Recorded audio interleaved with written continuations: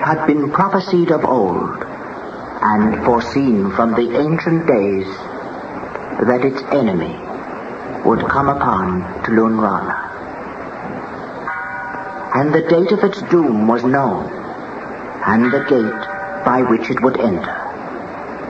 Yet none had prophesied of the enemy who he was, save that he was of the gods, though he dwelt with men.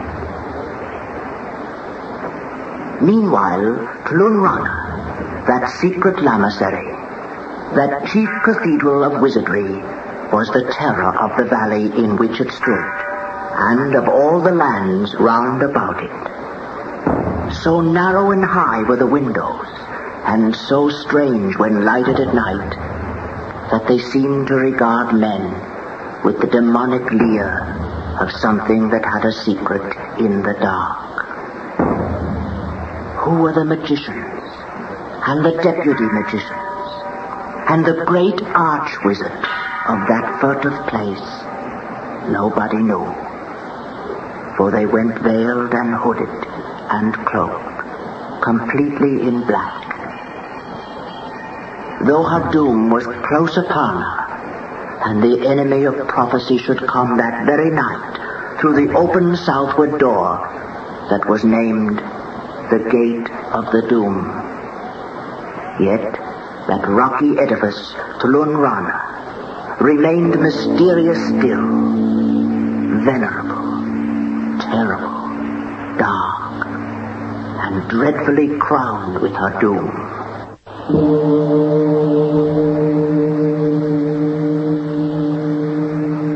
It was not often that anyone dared wander near to Tlunrana by night, when the moan of the magicians invoking we know not whom rose faintly from inner chambers, scaring the drifting bats. But on the last night of all, the man from the black-thatched cottage by the 5 pine trees came, because he would see Tlunrana once again before the enemy that was divine but that dwelt with man should come up against it, and it should be no more. Up the dark valley he went like a bold man, but his fears were thick upon him.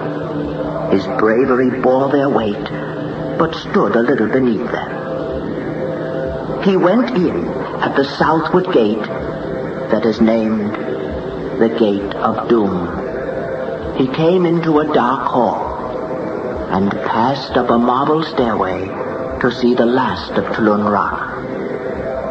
At the top, a curtain of black velvet hung, and he passed into a chamber heavily hung with curtains, with a gloom in it that was blacker than anything they could account for. In a somber chamber beyond, seen through a vacant archway, magicians with lighted tapers plied their wizardry and whispered incantations. All the rats in the place were passing away, going whimpering down the stairway. The man from the black-thatched cottage passed through that second chamber. The magicians did not look at him, and did not cease their incantations.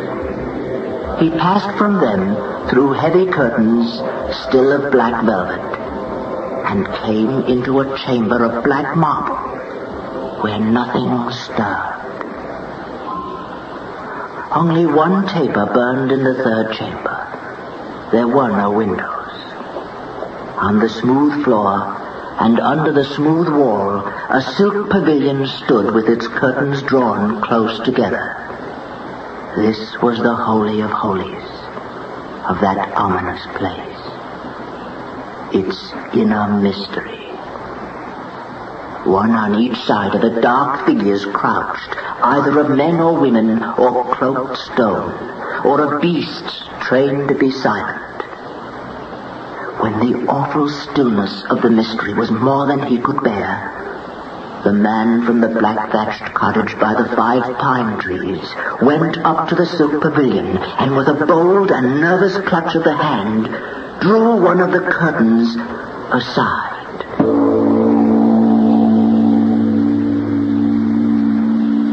and saw the inner mystery. And laughed. And the prophecy was fulfilled, and Tlunrana was nevermore a terror to the valley. But the magicians passed away from their terrible halls and fled through the open fields, wailing and beating their breasts. For laughter was the enemy that was doomed to come against Tlunrana through her southward gate that was named the Gate of Doom. For laughter is of the gods, but dwells with men. We hope that you've enjoyed this recording, and for more happy listening, please visit otrcat.com. Welcome to the Black Mass.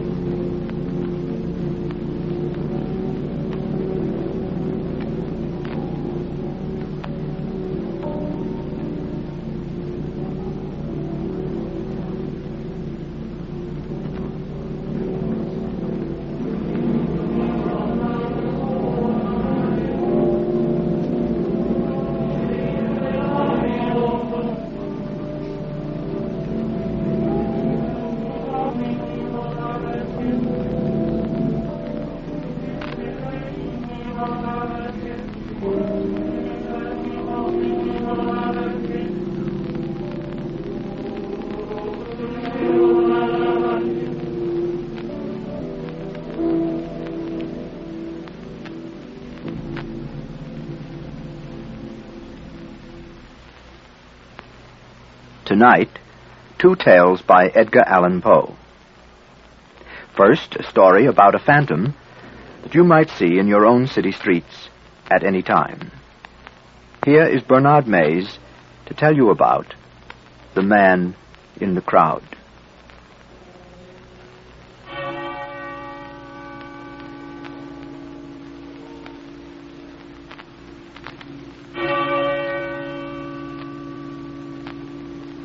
There are some secrets which do not permit themselves to be told. Men die nightly in their beds, wringing the hands of ghostly confessors and looking them piteously in the eyes. Die of despair of heart and convulsion of throat on account of the hideousness of mysteries which will not suffer themselves to be revealed.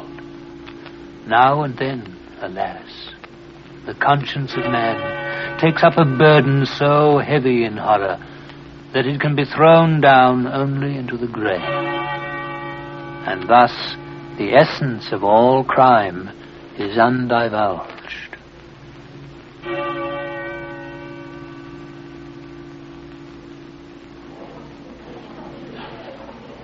Not long ago, about the closing in of an evening in autumn, I sat at the large bay window of a coffee house in London, peering through the smoky panes into the street, one of the principal thoroughfares of the city.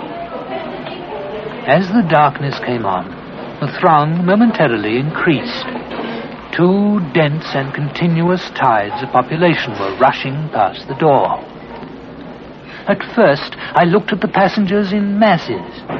Soon, however, I descended to details and regarded with minute interest the innumerable varieties. The greater number had a satisfied, business-like demeanor, others restless, talking to themselves. The tribe of clerks, one breed wearing the cast-off graces of the gentry, another the affectation of respectability. Descending the scale of what is termed gentility, darker and deeper themes, beggars, ghastly and feeble invalids, drunkards. As the night deepened, the late hour brought forth every species of infamy from its den, and deepened in me also the interest of the scene. With my brow to the glass, I was thus occupied in scrutinizing the mob, when suddenly there came into view a countenance, that of a decrepit old man, some 65 or 70 years of age, a countenance which at once arrested and absorbed my whole attention.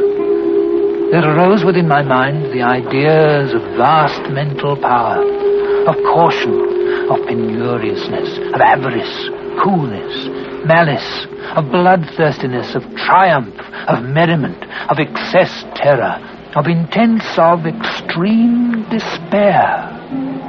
I felt singularly aroused and fascinated. Then came a craving desire to keep the man in view, to know more of him. I made my way into the street and pushed through the crowd in the direction which I had seen him take. I at length came up within sight of him, approached and followed him closely, yet cautiously, so as not to attract his attention. He was short in stature, very thin, and apparently very feeble. His clothes generally were filthy and ragged. It was now fully nightfall, and the humid fog had ended in a settled, heavy rain. For half an hour the old man held his way with difficulty along the great thoroughfare, and I walked close at his elbow through fear of losing sight of him. Never once turning his head to look back, he didn't observe me. By and by he passed into a cross street, not quite so much thronged as the one he quitted. He walked more slowly, more hesitatingly. He crossed and recrossed the way repeatedly without apparent aim. The street was a narrow and long one, and his course lay within it for nearly an hour, during which the passengers had gradually diminished. A turn brought us into a square, brilliantly lighted and overflowing with life. He urged his way steadily and perseveringly. I was surprised, however, to find, upon his having made the circuit of the square, that he turned and retraced his steps, repeating the same walk several times, once nearly detecting me as he came round with a sudden movement. In this exercise he spent another hour. The rain fell fast, the air grew cool, and the people were retiring to their homes.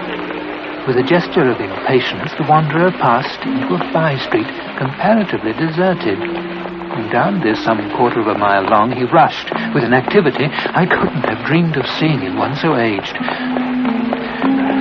A few moments later brought us into a large and busy bazaar, and he forced his way to and fro, without aim, among the host of buyers and sellers.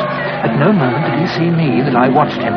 He entered shop after shop, priced nothing, spoke no word, looked at all objects with a wild and vacant stare. I was now utterly amazed at his behavior. I was resolved to follow him wherever he went, and that we should not part until I had satisfied myself in some measure respecting him.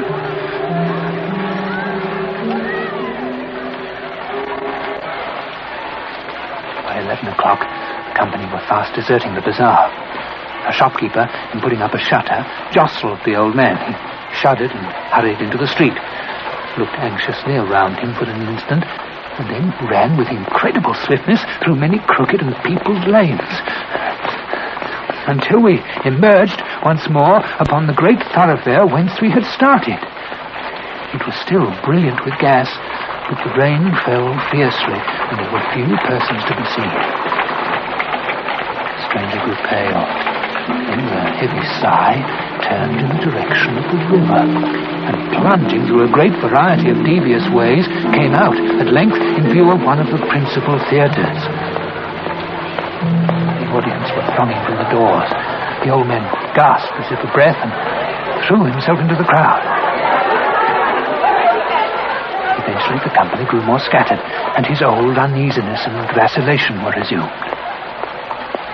For some time, he followed closely a party of some 10 or 12 roisterers. But one by one they dropped off. In a narrow and gloomy lane, the stranger paused, and for a moment seemed lost in thought, and then, with every mark of agitation, pursued rapidly a route which brought us to the most noisome quarter of London. Everything wore the worst impress of the most deplorable poverty and crime. Tall, antique, worm-eaten, wooden tenements, horrible filth they festered in the dammed-up gutters. The whole atmosphere teemed with desolation. Yet as we proceeded, the sounds of human life revived. Large bands of the most abandoned London populace were seen reeling to and fro. The spirits of the old man again flickered up, as a lamp which is near its death's hour. Once more he strode onward. Suddenly a corner was turned. A blaze of light burst upon our sight, and we stood before one of the huge suburban temples of intemperance. It was now nearly daybreak, and a number of wretched inebriates were still pressing in and out. With half a shriek of joy, the old man forced a passage within. He stalked backward and forward, without apparent object among the throng. When finally they were gone, it was something even more intense than despair that I then observed. Yet he didn't hesitate, but with a mad energy he retraced his steps at once to the heart of the mighty London. Long and swiftly he fled, while I followed him in the wildest amazement, resolute not to abandon a scrutiny in which I now felt an interest all-absorbing. The sun arose while we proceeded, and when we had reached the most thronged part of the populous town, it presented an appearance of human bustle and activity scarcely inferior to what I had seen on the evening before.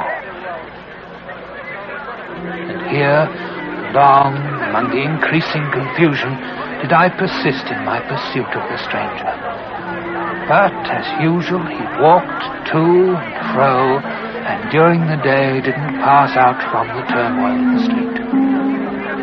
As the shades of the second evening passed on, I grew wearied unto death. And stopping full in front of the wanderer, gazed at him steadfastly in the face.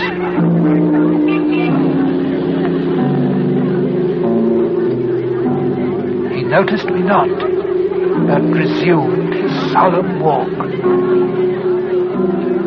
This old man is the type and genius of deep crime.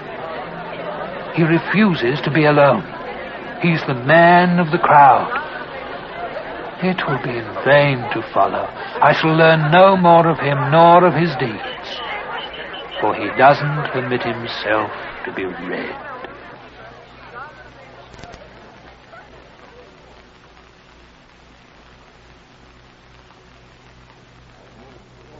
That was Bernard Mays in The Man in the Crowd by Edgar Allan Poe. Our second story by Poe is also about a phantom, this one on the high seas. Here is Edgar Allan Poe's MS Found in a Bottle.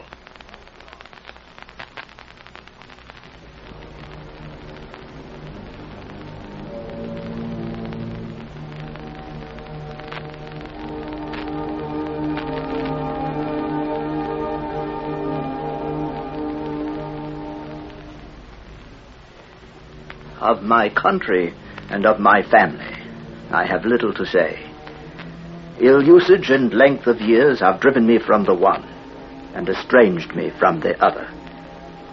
Hereditary wealth afforded me a life spent mainly in foreign travel, terminated, finally, by the incredible events here related. I had set out from the port of Batavia on a voyage to the archipelago islands. I went as passenger, having no other inducement than a kind of nervous restlessness which haunted me as a fiend. We got under way with a mere breath of wind, and for many days stood along the eastern coast of Java. One evening, leaning against the taffrail, I observed a very singular isolated cloud to the northwest. At sunset it spread, skirting the horizon like a long line of low beach.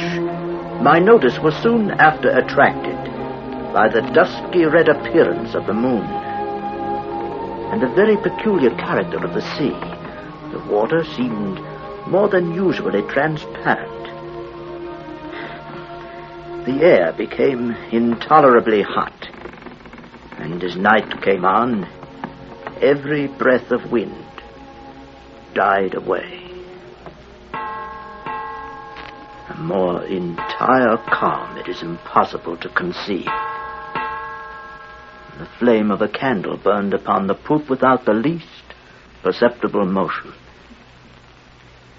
The crew, consisting principally of Malays, stretched themselves deliberately upon the deck.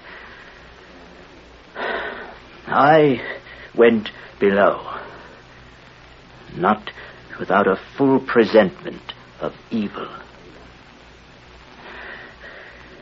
My uneasiness, however, prevented me from sleeping, and about midnight I decided to go up upon deck.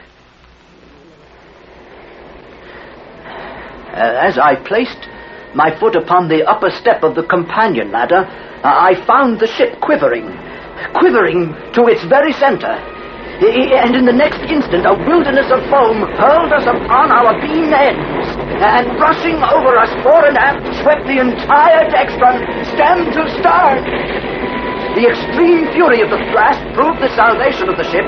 She rose after a minute heavily from the sea, and staggering a while beneath the immense pressure of the tempest, finally righted. By what miracle I escaped destruction, it is impossible to say. Stunned by the shock of the water, I found myself upon recovery jammed in between the stern post and the rudder. I regained my feet. It seemed we were among breakers so terrible. Beyond the wildest imagination was the whirlpool of mountainous and foaming ocean within which we were engulfed.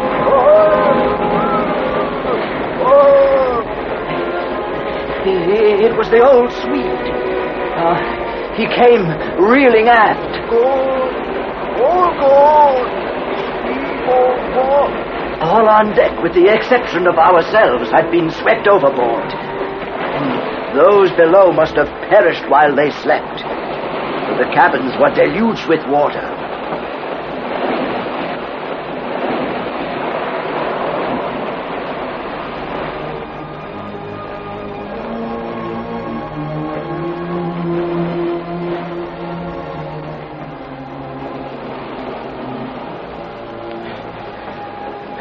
The main fury of the blast had already blown over, and we apprehended little danger from the violence of the wind.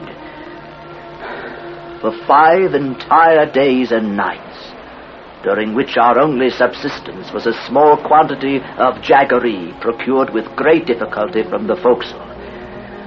For 5 entire days and nights the hulk flew at a rate defying computation before rapidly succeeding flaws of the wind.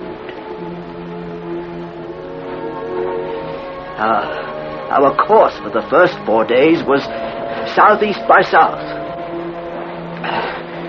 On the 5th day, the cold became extreme. The sun arose with a sickly yellow luster, and clambered a very few degrees above the horizon, emitting no decisive light. There were no clouds apparent, yet the wind was upon the increase, and blew with a fitful and unsteady fury. About noon, our attention was again arrested by the appearance of the sun. Heaven, son, light all gone too. It gave out no light, properly so called, but a dull and sullen glow, without reflection, as if its rays were polarized. And just before sinking, its central powers suddenly went out, as if hurriedly extinguished by some unaccountable power. It was a dim, silver-like rim alone as it rushed down the unfathomable sea. Gone down the sea.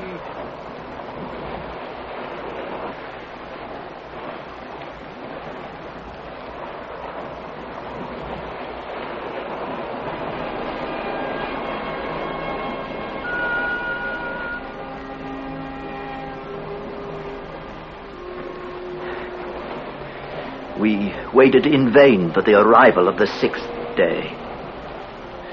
That day to me has not yet arrived. To the Swede, it never did arrive. Thenceforward we were enshrouded in pitchy darkness, so that we could not have seen an object 20 paces from the ship. Eternal night continued to envelop us. All around us were horror and thick gloom. A black, sweltering desert of ebony. Superstitious terror crept by degrees into the spirit of the old Swede. We had no means of calculating time. We were aware of having made far to the south. Every mountainous billow hurried to overwhelm us. The swell surpassed anything I had imagined possible. The swelling of the black, stupendous seas became more dismally appalling.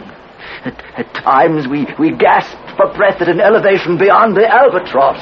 At times became dizzy with the velocity of our descent into some watery hell. We were at the bottom of one of these abysses when... Oh, see! Almighty God, see! A dull, sullen glare of red light streamed down the sides of the vast chasm where we lay, at a terrific height above us, and on the very verge of the precipitous descent hovered a gigantic ship. Her huge hulls of a deep, dingy black, and she bore up under a press of sail in the very teeth of that supernatural sea. For a moment of intense terror, she paused upon the giddy pinnacle as if in contemplation of her own sublimity. Then trembled and tottered and came down.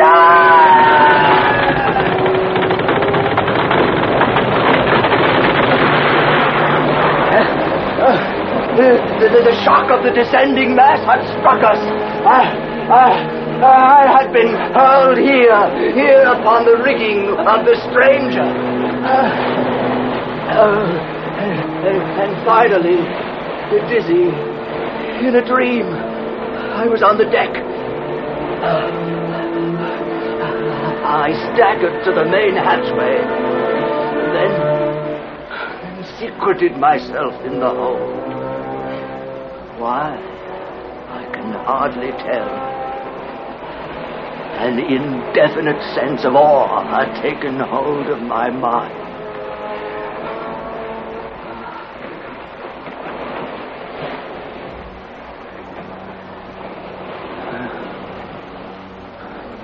A feeling for which I have no name has taken possession of my soul.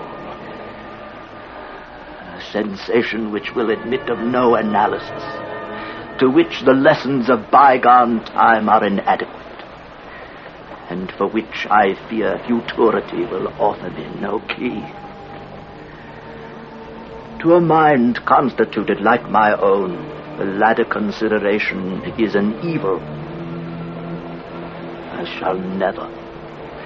shall never be satisfied with regard to the nature of my conceptions.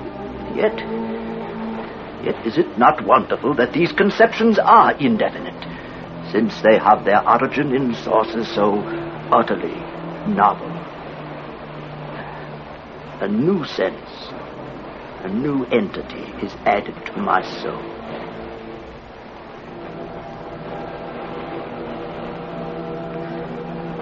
It is long since I first trod the decks of this terrible ship. Incomprehensible men, wrapped up in meditations of a kind which I cannot divine, they pass me by unnoticed. Concealment is utter folly on my part, for the people will not see. Just now I passed directly before the eyes of the mate. I ventured into the captain's own private cabin, and took thence the materials with which I write.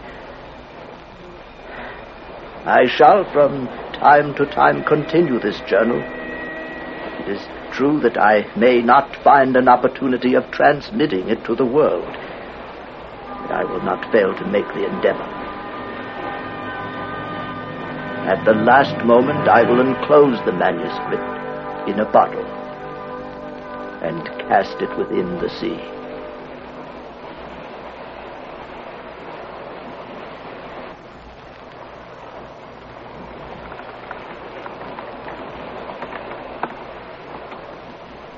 An incident occurred. I had thrown myself down upon the deck, and while musing upon the singularity of my fate, I unwittingly daubed with a tar brush the edges of a neatly folded studding sail which lay near me. Now the sail is rigged, and I look up and see the thoughtless touches of the brush spread out in the wind, spelling the word discovery. I have made observations upon the structure of the ship. What she is, I fear it is impossible to say. Her huge sides and overgrown suits of canvas, simple bow, antiquated stern. There flashes across my mind a sensation of familiar things, indistinct shadows of recollection.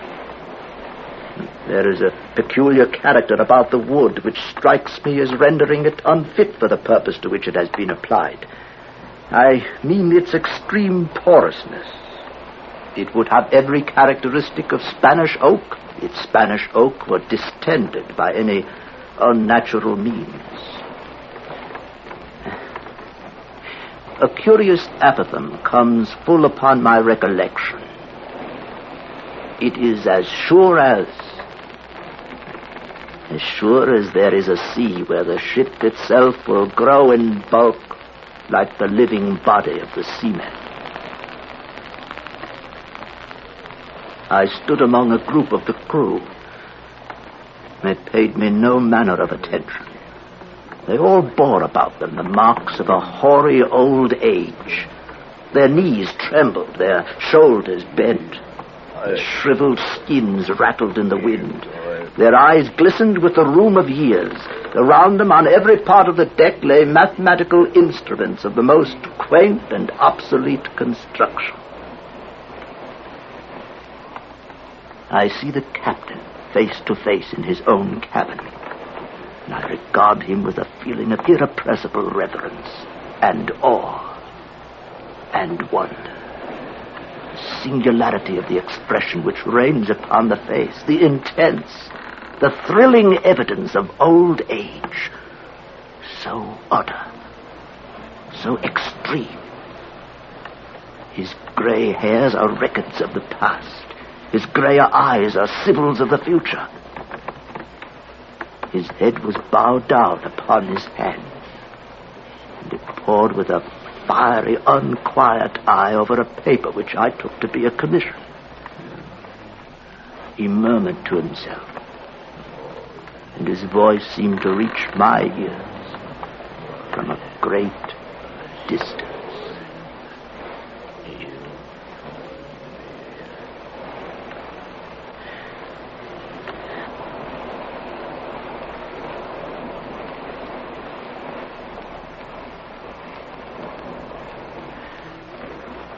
The ship continues her course due south, and colossal waters rear their heads above us like demons of the deep, but like demons forbidden to destroy.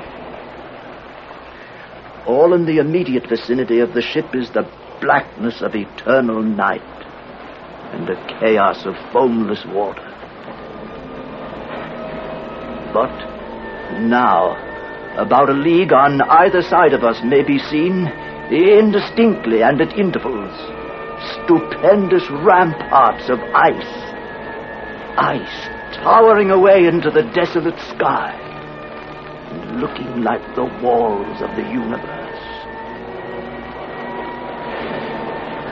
The ship proves to be within the influence of some strong current or impetuous undertow, which, now howling and shrieking by the white ice, thunders on to the southward with a velocity like the headlong dashing of a cataract. To conceive the horror of my sensations is utterly impossible. Yet a curiosity to penetrate the mysteries of these awful regions predominates even over my despair, and will reconcile me to the most hideous aspect of death. It is evident that we are hurrying onward to some exciting knowledge, some never-to-be imparted secret, whose attainment is destruction. The ship is at times lifted bodily from out of the sea. The ice opens suddenly to the right and to the left, and we are whirling dizzily in immense concentric circles, round and round the borders of a gigantic amphitheater, the summit of whose walls is lost in the darkness and the distance. But little time will be left to me to ponder upon my destiny. The circles rapidly grow small, smaller and smaller. We are plunging madly within the grasp of the whirlpool. The ship is quivering, oh God, and going down, going down, going down.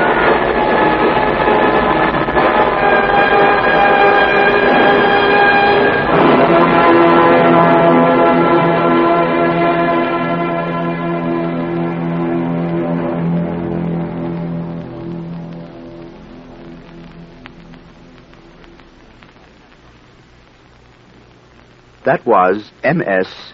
Found in a Bottle by Edgar Allan Poe.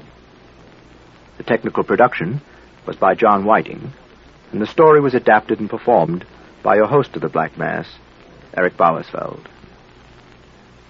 And now, good night.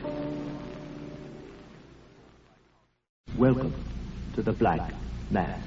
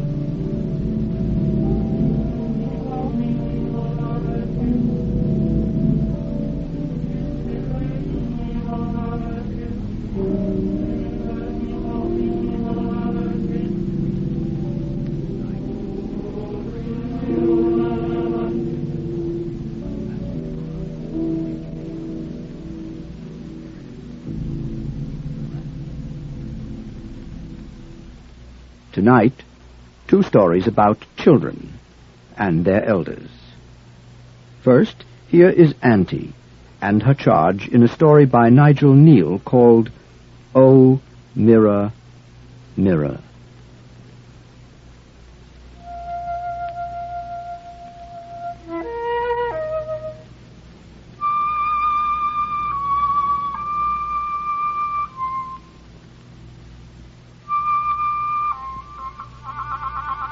Now, there's no call to start so, Judith. It's only your auntie. There. There, lie back in the bed now and let me pull the covers round you against the draught. Oh, and a sip of water. Your forehead's hot, dear. Here. No, you're wrong, dearest. It's hot. It's not normal. Yes, I know it feels cold to you, dear. Oh, but then, never mind. Poor little Judy. Well, I'm going to sit with you for a while. There. My, what fine cane chairs you have in your room, haven't you? I think they are 2 of the coziest in the whole house. Age doesn't matter with really good articles. You know that, don't you? And funding repairs sometimes spoil things we've grown used to and fond of. Now I want you to lie quite still and restful. I'm going to talk to you, dear. Yes, it's about what happened yesterday afternoon. Won't you tell me why you did it, Judith? You may as well, because I know anyway. More than you do. No, don't hide your face like that. Oh, it hurts your auntie more than you can tell when her little girl won't speak to her. Yesterday I was arranging her tray and wondering what would please her most. I had found a bright, clean napkin for her tray, and I was cutting bread thin and cornerwise because that is how she likes it. And then I looked out of the window. Well, what I saw upset me very much. It was my little girl running, wasn't it? Running far down the garden to where the wall joins the big door, and peeping behind her to see if I watched. But I was behind the curtains, and she couldn't see me, could she? Well, then I felt something inside me here, a tight, cold feeling all round my heart, because of two things. One was that she should go so terribly against my wishes. So many times I have said, since she was quite tiny, you mustn't go outside the garden, Judith, and you ought never to run.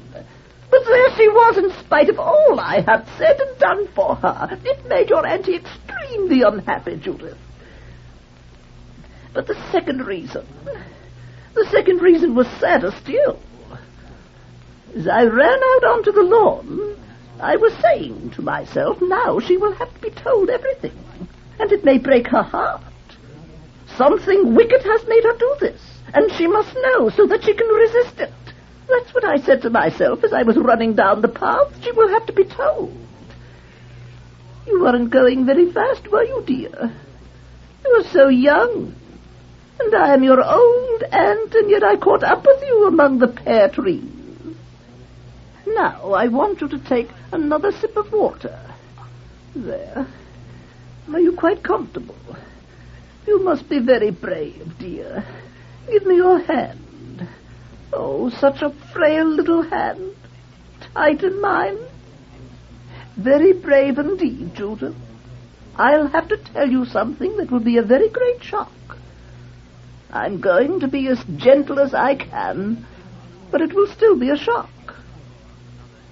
Let me see. You remember that fairy tale from when you were very small? The Ugly Duckling.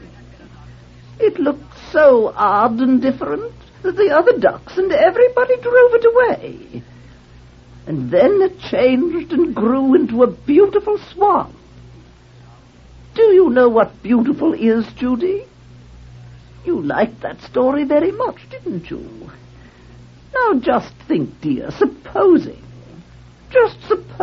that the duckling hadn't changed at all. Supposing it became still uglier. That wouldn't have made a very happy ending, would it? Oh, hold your auntie's hand very tightly, my love, and try to be ever such a brave girl. You see, Judith, I'm afraid you're that kind of a duckling. Oh, there. Ever since you came here, as a tiny tot with no mother and daddy, I've known someday I shall have to tell you that you were different from other people. Now you're understanding. You're understanding why nobody comes here. Why I have to have a high, safe wall round the garden, and that you can never go outside. And why your auntie takes such care of you every minute of the day. I suppose you've often wondered why it was like that, haven't you? But you've always been so good and done as Auntie bid, and Auntie loves you so very much. It would have been the same if your parents had lived. Your lovely Mama would have done just what I did. We understood each other so well, as sisters do. I knew everything she should have, every single thing that was best for her. Then she married your father. She had no right. She had no right. We'll not talk about that. It's only what I said before. He wasn't really for her, not for her. That's it. He wasn't good enough. And so they've both gone a long time. And poor old Auntie's minding this little girl instead. And the little girl wants to know why she cannot go out and see the world at last, because she's grown to 15 years old. Well, now, just wait a minute.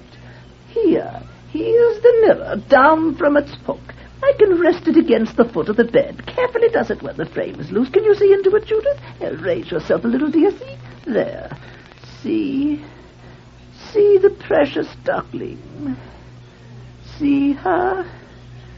Oh, this is the part that's going to hurt. Even with her auntie's arm tight around her. I want you to look at that shape in the mirror, Judy. Such a slender, curvy body, isn't it? So pale and soft. Those swollen little breasts. Did you think that was right, did you? Oh, now look at me, dear. I'm not like that at all. See how strong and solid I am. Straight everywhere in every line. That's the way people are, Judith. People outside. That little face of yours, Judy, pale, nearly like the bed sheets, except for 2 pinky cheeks and red lips, and eyes as blue as copper rot. Mine are dark brown, and my skin is dark and tough, and hair. Look in the mirror, dear. See that soft, thin, shiny yellow, like fading grass. Not thick and black, like other people's. Oh, my little Judy is crying. Oh, what sobs. You just didn't know, did you, how different you were? I've always kept it from you.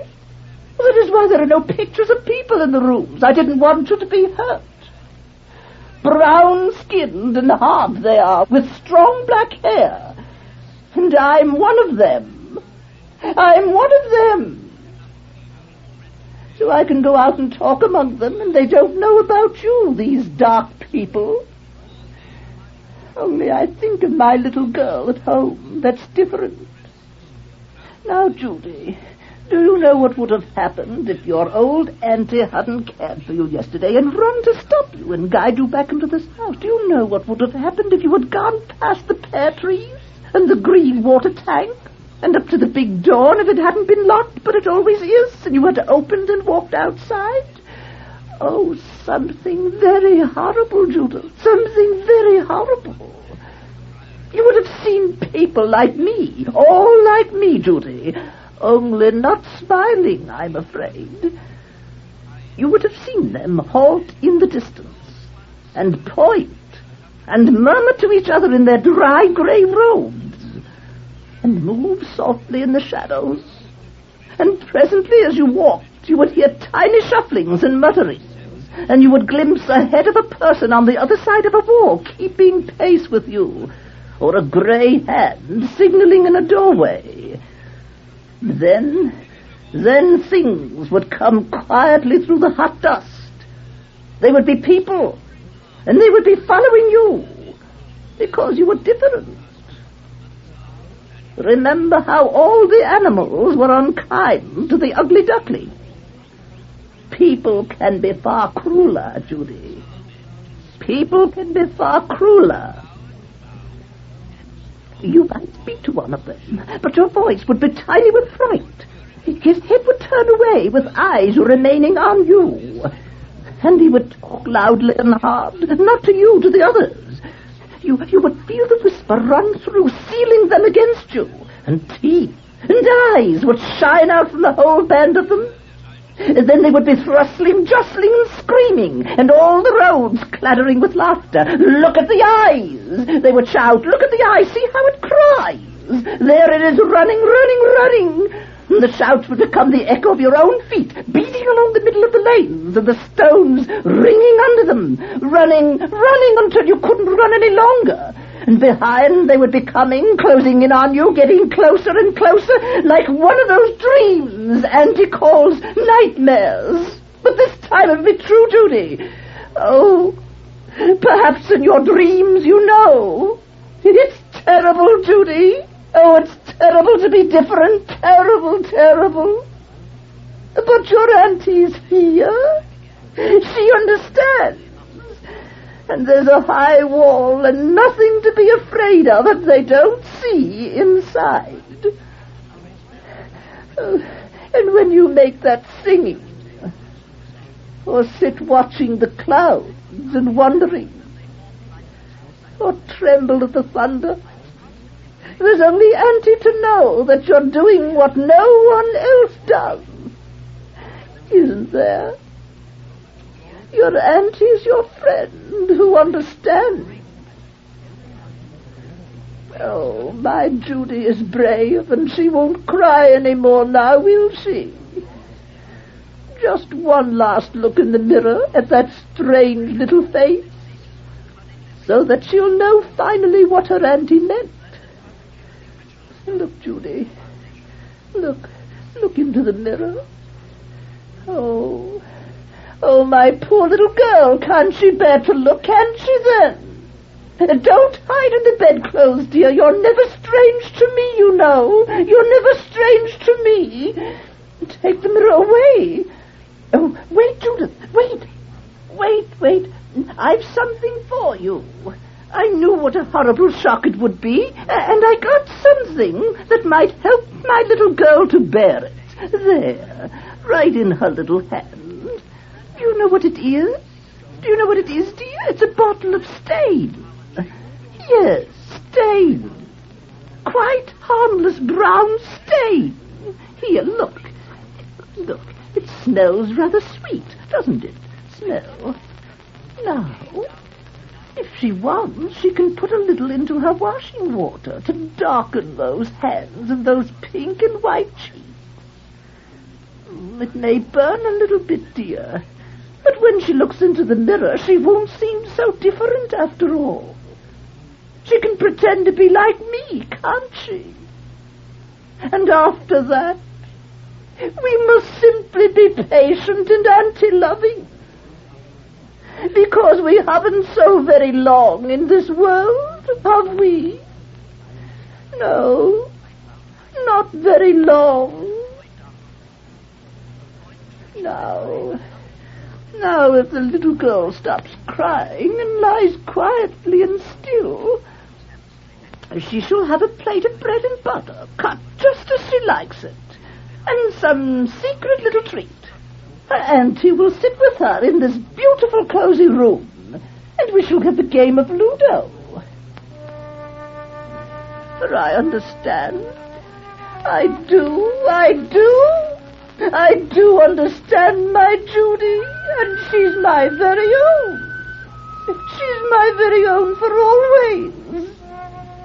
Poor little Judy. My poor little Judy. My poor little Judy.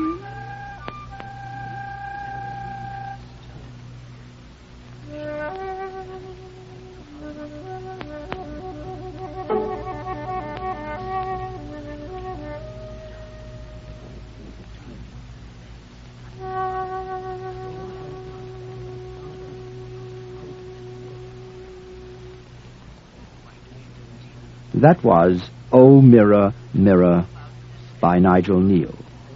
The part of Auntie was played by herself. The setting for our second story is deep in the earth. Here is Isaac Bashevis Singer's tale about a devil by the name of Sheeta and her baby devil called Cusiba.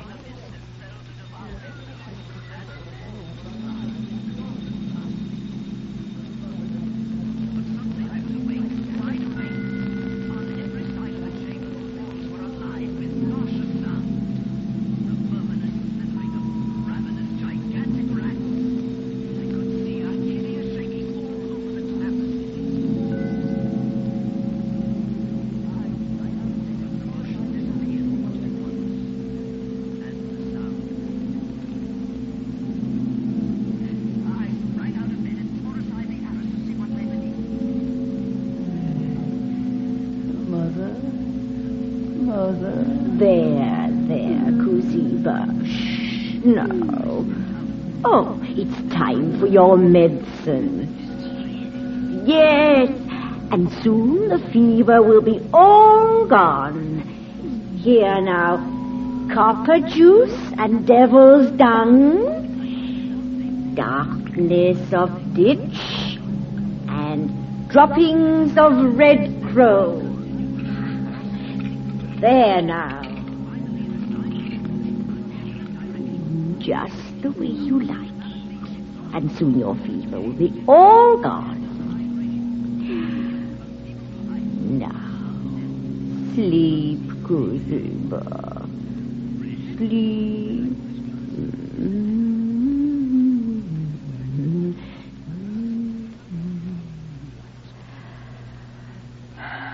Little Cusiba. Getting to look so much like your mother. Our bodies made entirely of cobwebs. Hair already nearly to your ankle bones. Lovely yellow chicken claw feet.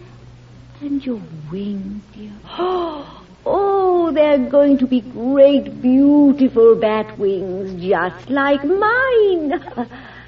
Of course, you do have your father's donkey ears and wax horns, but then... No. What is it, Cusiba? A bad dream? Tell me, child. I'm frightened, Mother. Frightened of what, dear? Of light. Of human beings. Oh, what are you saying, child? Here, let me spit over you. To protect you from such evils. Oh, but we're safe here, Cusiba. We are far from light and far from human beings. It's as dark as Egypt here, and as silent as a cemetery. 9 yards of solid rock protects us from the surface. Men can break rock. Oh, old wives' tales. The power of man is only on the surface. The heights beyond the surface are for the angels. The depths below the surface are for us. The fate of mankind is to creep on the skin of the earth like a louse. We are safe here, Cusiba. What are human beings, Mother? Tell me. What are they? Oh, they are the waste of creation, the rubbish, where sin is brewed in a kettle. Mankind is the foam. Man is the mistake of God. Oh, mistake? How can God, the Almighty, make a mistake? That is a secret that only we know. For when God created the last of all the worlds, the earth, his love for our mistress, Lilith, was stronger than ever. Only for a single instant did his gaze wander to look upon her. But in that instant, man was produced. An evil mixture of flesh, love, dung, and lust. Man. He has a white skin, but inside he is red. He shouts as if he was strong, but throw a stone and he breaks. Use a thorn and he bleeds. In heat he melts, in cold he freezes. He has a bellows in his chest, which has to expand and contract constantly, and a small sac which must throb and quiver all the time. He must constantly swallow a mildew that grows in the mud, and after it passes through his body, he must drop it out. He depends on 1,000 accidents, and that's why he's so bitter and angry. But what do human beings do, Mother? Evil. Only evil. But that keeps them busy, so that they leave us in peace. Why, some of them even deny our existence. They think life can only breed on their surface. Like all fools. fools. They consider themselves clever. Imagine, they study wisdom on crushed wood pulp smeared with blotches of ink. Their ideas come from a slimy matter which they carry in a bony skull on their necks. One thing they do possess in great measure is insolence. If God, the Omnipotent, did not have so much patience, he would have destroyed such rabble long ago. I'm afraid of them, Mother. I'm afraid. Oh, now, don't be afraid, Cusiba. They can't come down here. But I dream about them. There, don't tremble, so my darling little devil. Dreams are foolish. They, too, come from the surface, from the chaos. They look so fierce. They made a noise so loud. And there was a terrible blinding light. Oh, be still, my son. I will chant a spell for you. Lord of the depths, curse the evil surface. Lord of all silence, destroy the noise. Save us, great Father, from light, from words, from man's deceit. Save us, Lord God. Now, Cusiba. Where is Father? He's gone to Yeshiva, near the center of the earth, to study the secret of silence. No matter how quiet it is, it can even be quieter. But there is a final silence. Point so small that it is nothing, yet so mighty that worlds can be created from it. There, all things are one, and this is God. But God keeps on penetrating deeper into himself, investigating his own abyss.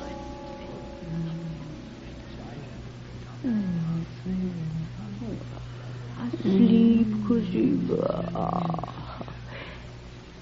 Sleep and grow, Cusiba. Grow to a great demon and bring me little ones to feed and wash and put to sleep and grow. Your father will teach them incantations and curses, those that Balaam should have used on the Israelites, and prophecies of the false prophets, the temptations of the primeval snake, the confusion of the tongues of Babel. He'll teach all the demons and devils and become king over us all and sit on the throne 1,000 miles away from the surface, where no one had ever heard of man and his insanities.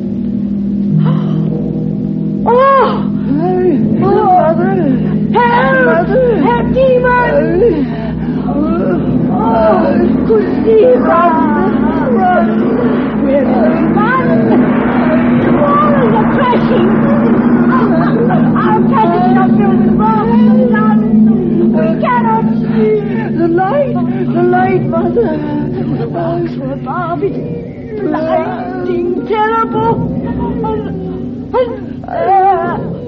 do not look, Cusiba. A gigantic screw twisting round and round, ready to crush and grind everything with a terrible power and cruelty.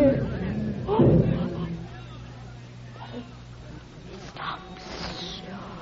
Oh, Cusiba, have you fainted? Oh, it is good you cannot see. There! Men!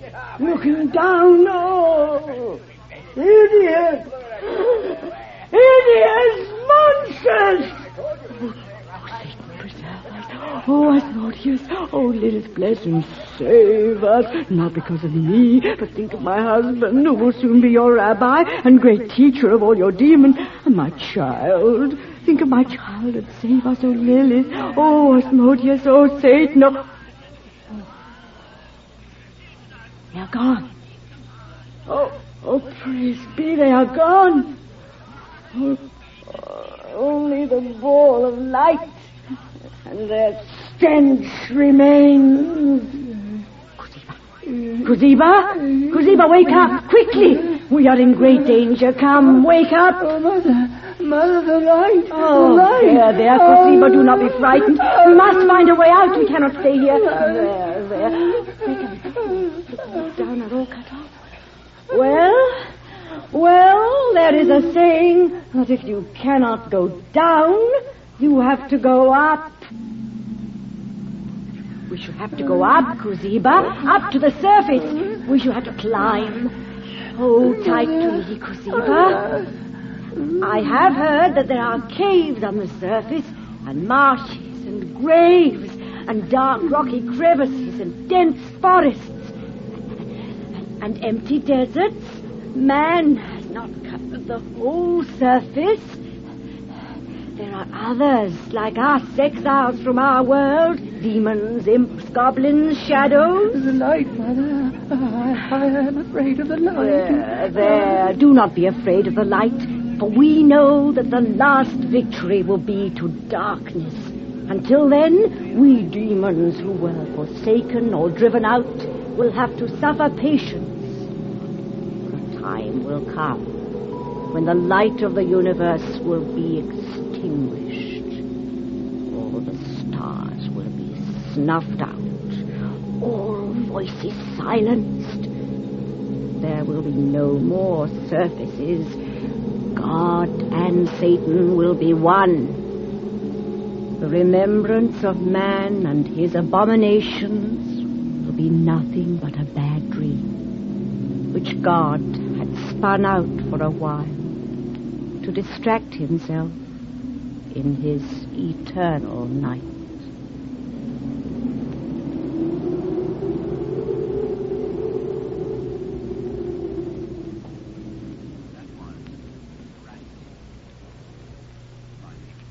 That was Sheeta and Cusiba by Isaac Bashevis Singer. The part of Sheeta was played by Pat Franklin. Technical production by John Whiting. And now, good night.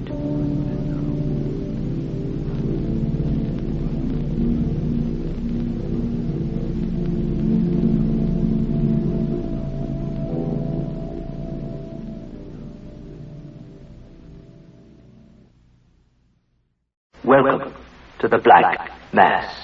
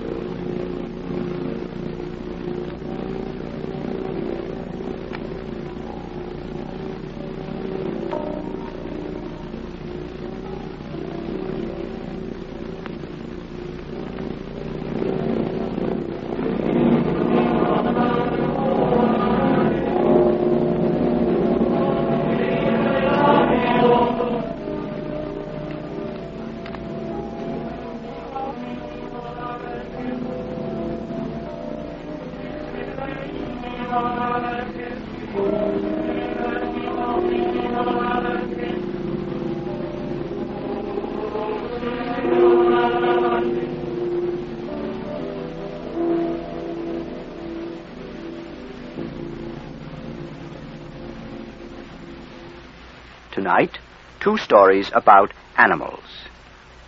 First, here's a gentleman to tell you about a famous patent medicine known as oil of dog by Ambrose Bierce.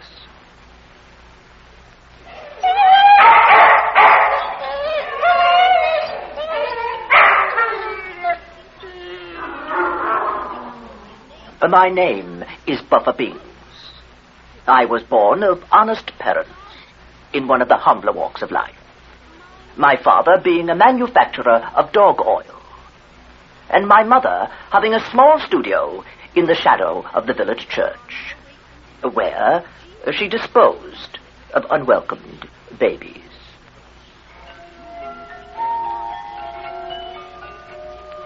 In my boyhood, I was trained to the habits of industry. I not only assisted my father in procuring dogs for his vats, but was frequently employed by my mother to carry away the debris of her work in the studio. In performance of this duty, I sometimes had need of all my natural intelligence, for all the law offices in the vicinity were opposed to my mother's business.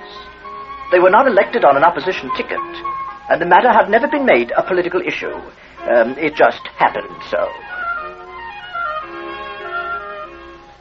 My father's business of making dog oil was naturally less unpopular, though the owners of missing dogs sometimes regarded him with suspicion, which was reflected to some extent upon me.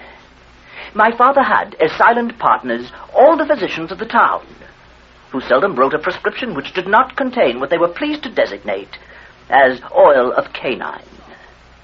It is really the most valuable medicine ever discovered. But most persons are unwilling to make personal sacrifices for the afflicted. And it was evident that many of the fattest dogs in town had been forbidden to play with me, a fact which pained my young sensibilities, and at one time came near to driving me to be a pirate.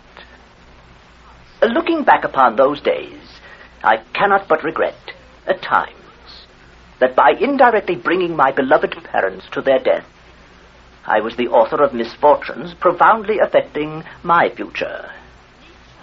One evening, while passing my father's oil factory with the body of a foundling from my mother's studio, I saw a constable who seemed to be closely watching my movements. Young as I was, I had learned that a constable's acts of whatever apparent character are prompted by the most reprehensible motives, and I avoided him by dodging into the oilery by a side door which happened to stand ajar. I locked it at once, and was alone with my dead. My father had retired for the night. The only light in the place came from the furnace, which glowed a deep, rich crimson under one of the vats, casting ruddy reflections on the wall. Within the cauldron, the oil still rolled in indolent ebullition, occasionally pushing to the surface a piece of dog. Seating myself to wait for the constable to go away, I held the naked body of the foundling in my lap, and tenderly stroked its short, silken hair. Ah, how beautiful it was. Even at that early age, I was passionately fond of children. And as I looked upon this cherub, I could almost find it in my heart to wish that the small red wound upon its breast, the work of my dear mother, had not been mortal. It had been my custom to throw the babies into the river, which nature had thoughtfully provided for the purpose. But that night, I did not dare to leave the oilery for fear of the constable. After all, I said to myself, it cannot greatly matter if I put it into this cauldron. My father will never know the bones from that of a puppy. And the few deaths which may result from administering another kind of oil for the incomparable oil of canine are not important in a population which increases so rapidly.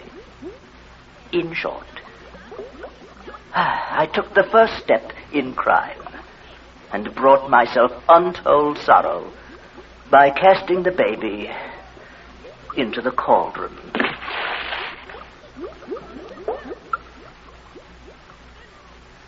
The next day, somewhat to my surprise, my father rubbed his hands with satisfaction as he reported to my dear mother.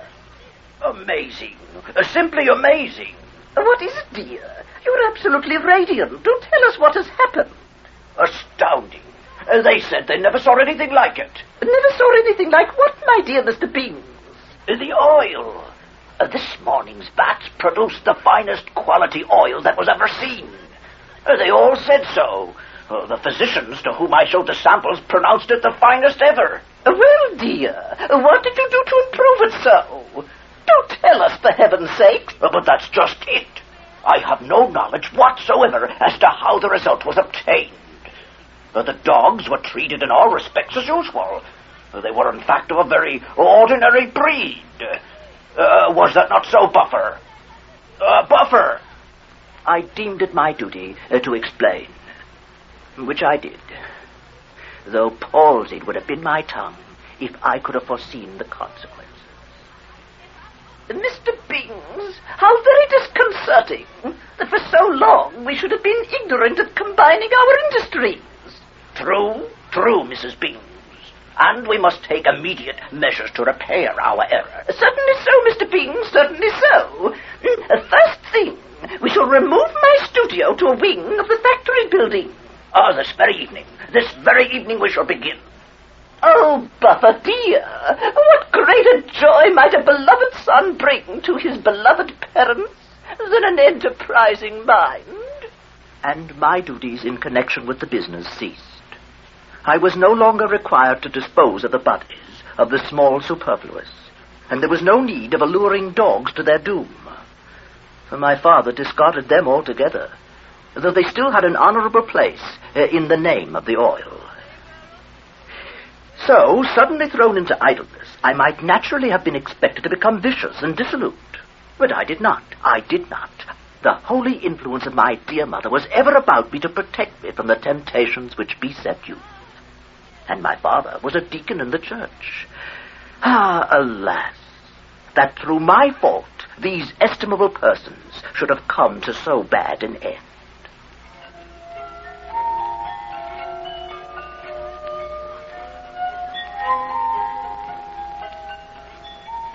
Finding a double profit in her business, my mother now devoted herself to it with a new assiduity.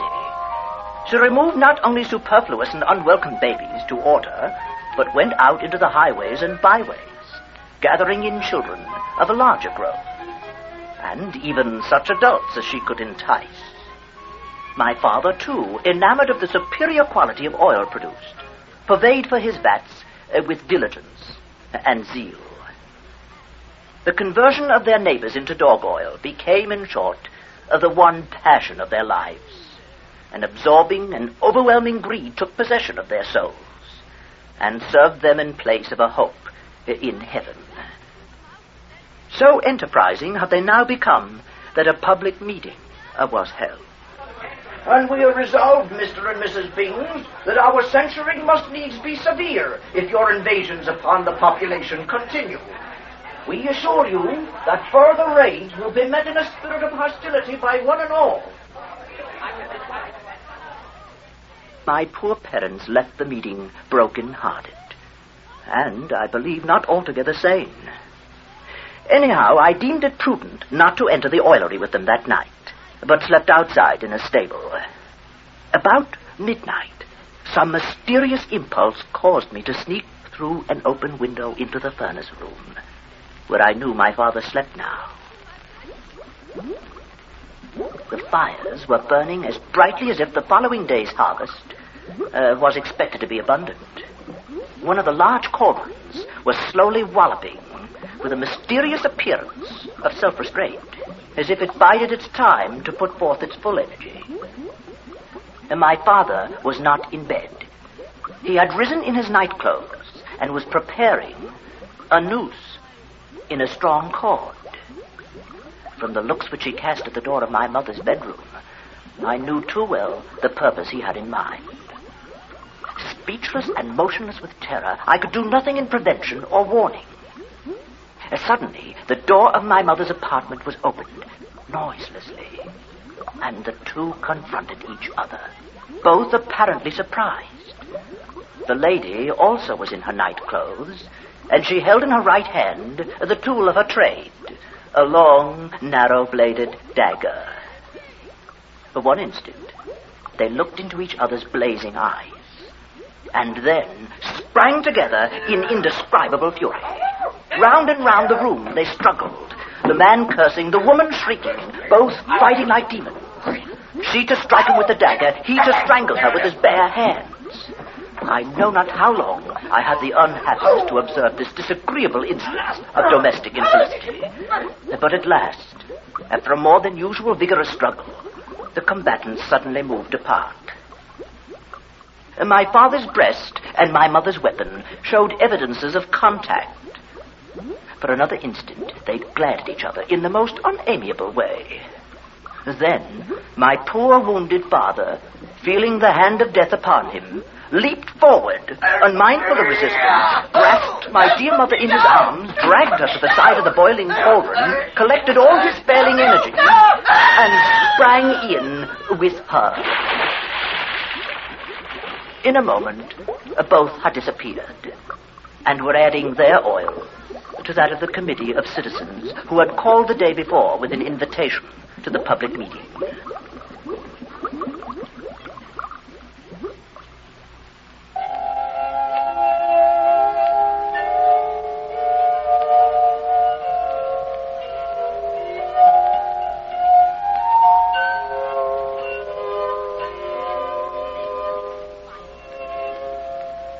Convinced that these unhappy events closed to me every avenue of an honorable career in that town, I removed to the famous city of Otumwee, where these memoirs are written with a heart full of remorse for a heedless act entailing so dismal a commercial disaster.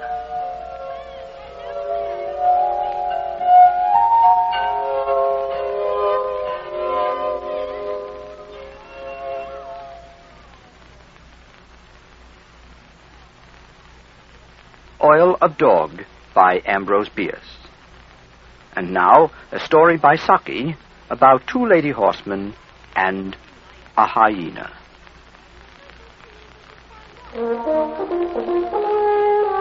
They say that all hunting stories are the same, but my hunting story isn't a bit like any you've ever heard. It happened quite a while ago. All the usual crowd were at the meet, especially Constance Broder. Constance is one of those strapping, florid girls that go well with autumn scenery or Christmas decorations in church. I have a presentiment that something dreadful is going to happen. Am I looking pale? Oh, you're looking nicer than usual. But that's so easy for you, dear.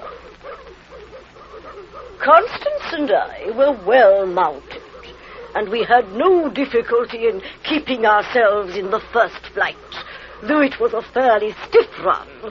Towards the finish, however, we must have held rather too independent a line, for we lost the hounds and found ourselves plodding aimlessly along miles from anywhere. It was fairly exasperating, and my temper was beginning to let itself go by inches when suddenly... There they go at last! But what in heaven's name are they hunting? Well, apparently it's not a fox. No mortal fox. It's twice as high. And what an ugly small head. And its neck. Enormous and thick. It's a hyena. That's what it is. It must have escaped from Lord Padham's park. A hyena? Yes, and it's probably tame. Look, the dogs don't know what to do about it. Oh, dear. They're running off. The hyena hailed our approach with unmistakable relief and demonstrations of friendliness. What are we to do? It's getting dark. What a person you are for questions, my dear. Well, we can't stay here all night with a hyena. I shouldn't think of staying here all night, even without a hyena. We had better make for that ridge of trees to the right. I imagine the highway is just beyond. I hope it is. What on earth are we to do with the hyena? What does one generally do with hyenas? Well, I've never had anything to do with one before. Well, neither have I. If we knew its sex, we might give it a name. Perhaps we might call it Esme. That would do in either case. Esme? Here, Esme. Come along. Come along.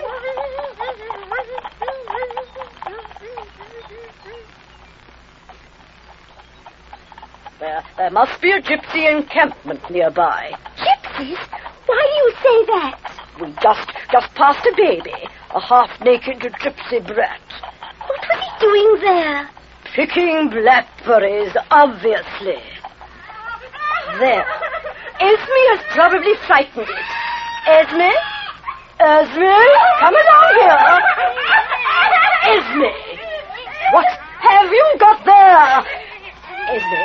Esme? Put down that baby. Esme! Merciful heavens, Baroness! What on earth shall we do? What are we to do? Constance, I am perfectly certain that at the last judgment you will ask more questions than the examining ferrets. Esme, down. Down, Esme. Can't we do something? Esme, if you don't put that baby down, I'll thrash you with this whip. It's running off with the baby into the bushes. Esme! Esme! Horrible! Horrible!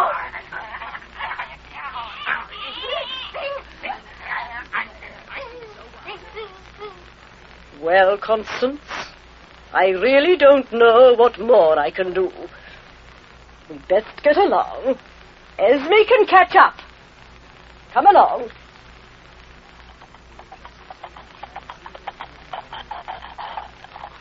Do you think the poor little thing suffered much? Well, the indications were all that way, my dear. Ah, we are saved. There's the highway. Where? Up ahead. Didn't you hear the car? There's another.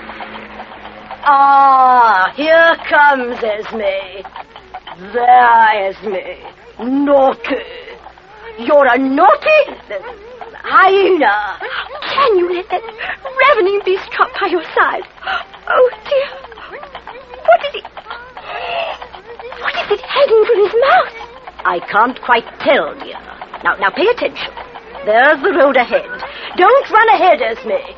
The cars won't be able to see you at this hour. Esme, hold. Stay with us. Oh, the silly animal. Well, I don't think we should worry about that beast. No, I dare say he can fend for himself.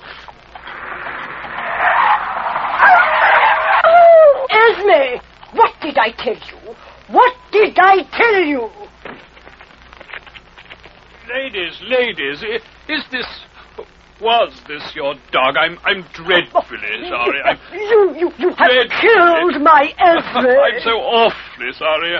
I keep dogs myself, so I know what you must feel about it. I'll do anything I can in reparation, anything at all. Please bury him at once. That much I think I may ask of you. Certainly, at once, madam. William, bring the spade. No, the spade, William.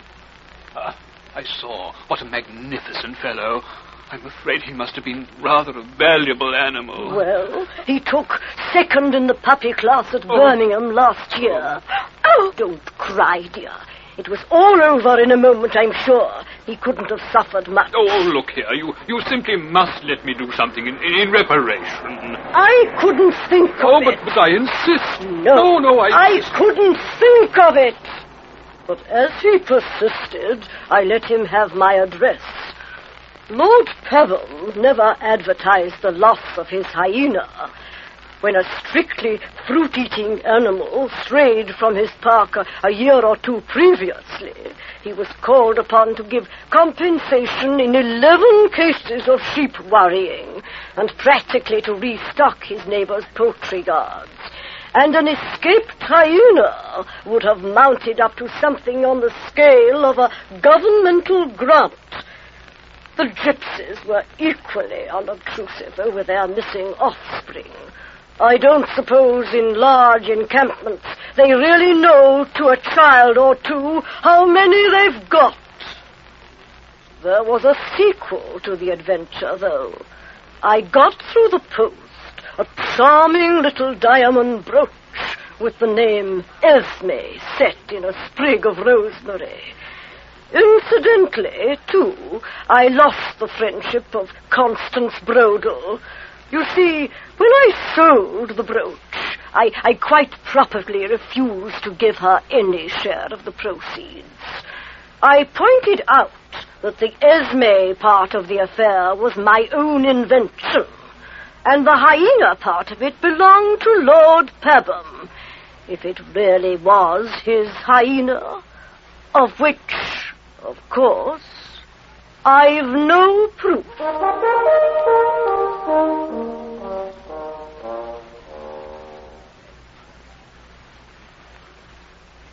That was Esme by Saki. The part of the two ladies was played by Pat Franklin. The motorist was Bernard Mays. The hyena was played by himself. In Oil of Dog, the first of our two stories this evening, the family was variously performed by your host of the Black Mass, Erik Bauersfeld. The technical production was by John Whiting. And now, good night.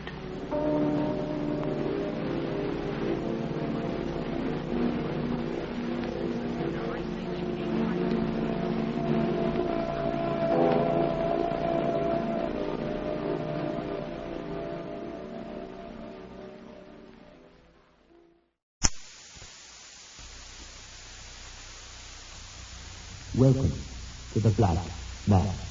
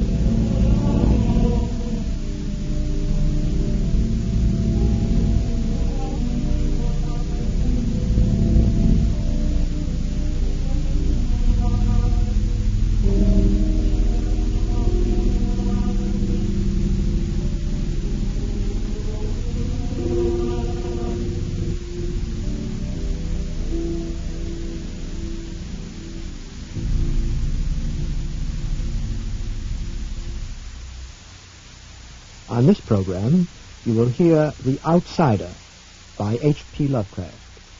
The story was adapted and performed by Erik Bauersfeld. Here now is The Outsider by H.P. Lovecraft.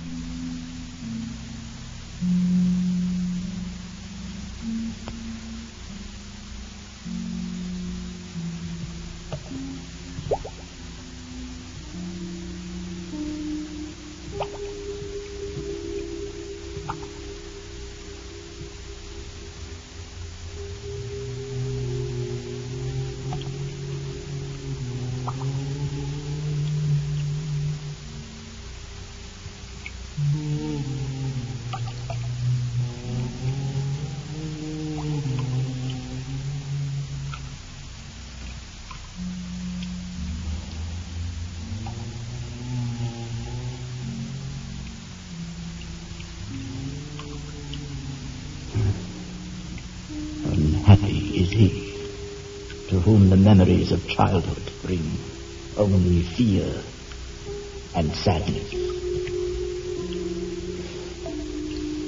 I know not where I was born. I remember only this castle, infinitely old and infinitely horrible, full of dark passages and dismal, high-ceilinged chambers.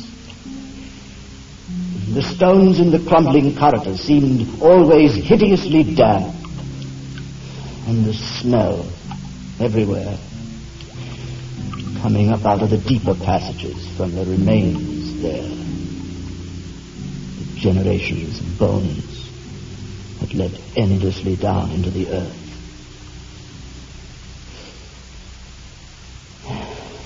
The light was a dim and uniform gray, throwing no shadows. Outside in the forest, there was no sunlight able to come through the trees. The branches thickly interwove overhead, cutting out all sight of anything above. except there was one black tower of the castle that reached beyond the trees. It rose up inside into a dark and inaccessible height. There was no stairway. It could not be ascended save by an impossible climb up the sheer wall, stone by stone. I must have lived in this place all my childhood, but I cannot measure the time. Someone must have cared for my needs, yet I cannot recall any person except myself or anything else alive. I think that whoever nursed me must have been terribly aged. My first conception of a living person was of something distorted, shriveled, decaying. I remember there was such a corpse. I often went to it with a feeling of reverence and attachment. It was a woman, ancient, lying as she had died, partly eaten around the throat and chest, the terrible gesture of horror in her sprawled position and opened mouth. I would sometimes roam the passage where she lay. I seemed to be drawn there.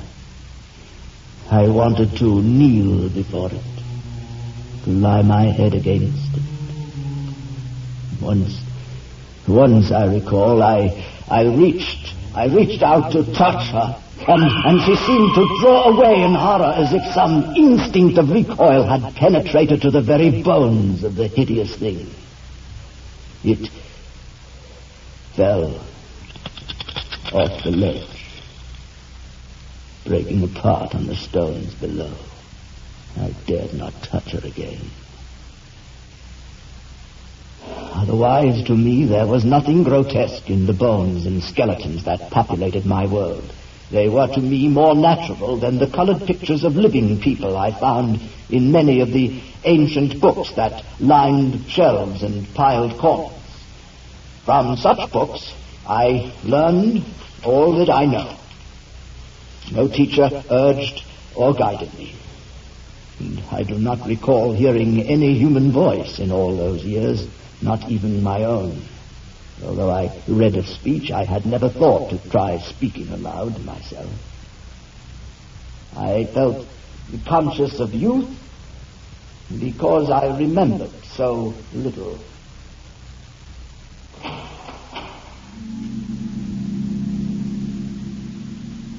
I'd wander outside by the moat, filled with a thick and stagnant water. I imagined it to be the great seas I saw in the picture books. I even constructed a boat, a toy boat, with masts, and set it upon the water, but the slime held it. It couldn't sail. I watched it slip through the surface, sinking slowly, inch by inch, down till it disappeared. Across the moat, under the dark, mute trees, I would often lie and dream for hours about what I read in the books, and would longingly picture myself there in the sunny world beyond the forest. So long, and now nothing will separate us. Nothing. The pictures would fade. They were not real. Oh, I wanted to make them real. I'd try to escape the forest. I'd run. I'd run, but the farther I ran from the castle, the more dense became the shade. The thickness filled me with a terrible fear until I forgot my search and turned back.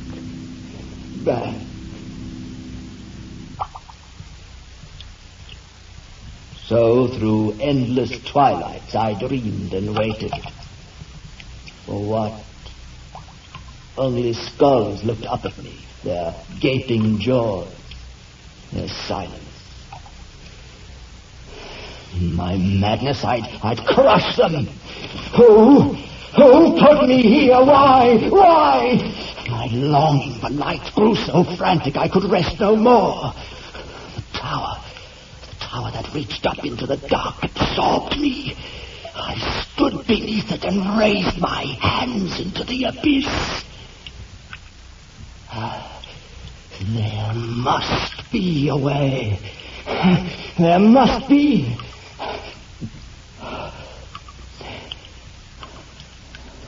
I stood flat against the stones, grasping them. Strange, I could hold on to the stones more easily than I thought. I pulled myself up, stone by stone, round the tower and up.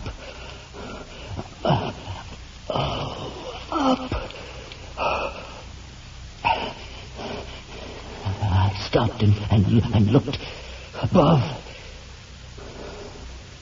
There was no end to the darkness. Below, the dim light seemed to be fading. But I had no fear. Oh, no fear. No fear, only great anticipation. Why hadn't I tried before? There were ledges in the rock, and places to hold. Places to hold.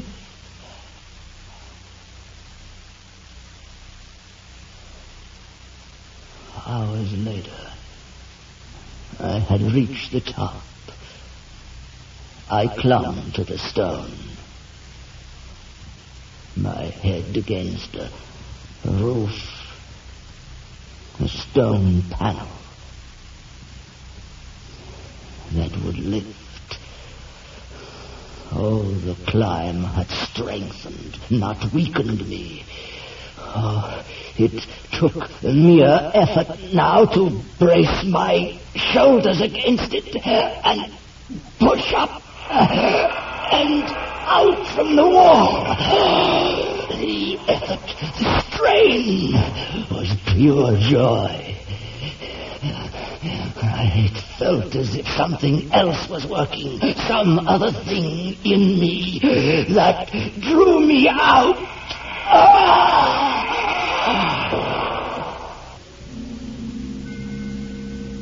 I was out.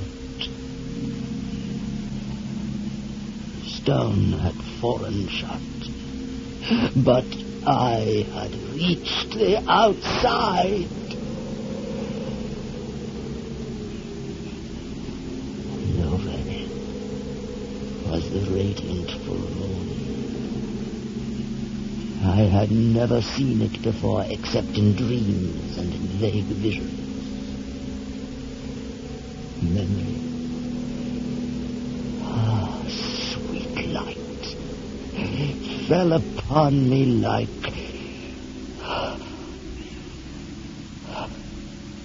But where was I? How high above the trees? It seemed I was on a stone platform, but vast,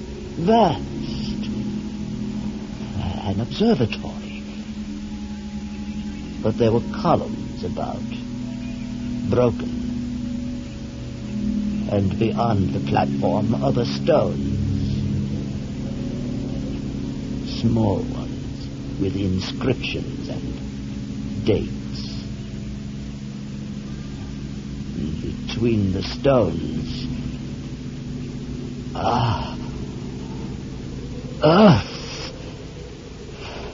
Earth. There stretched around me nothing less than the solid earth, housed with marble slabs and columns. and overshadowed by an ancient stone church whose ruined spires gleamed spectrally in the moonlight. The earth. The earth. Was this insanity?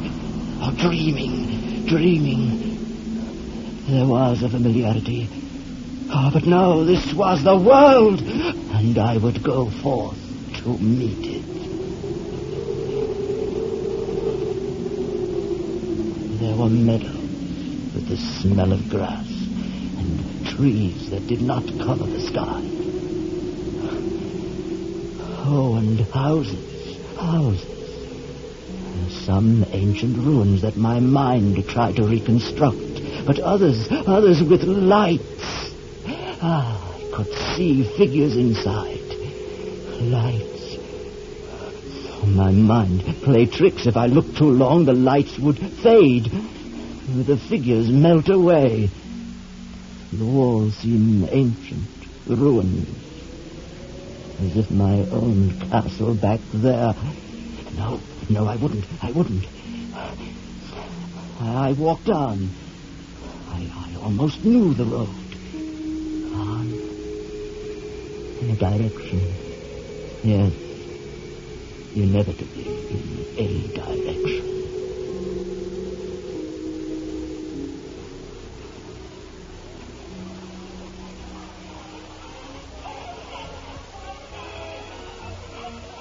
A large lit house, surrounded by a park, with great windows, ablaze with light and sound. There was a courtyard.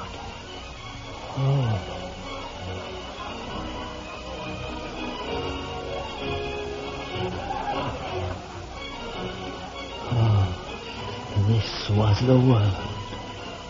Oh, how brilliant it was. How merry. I had never heard human voices before.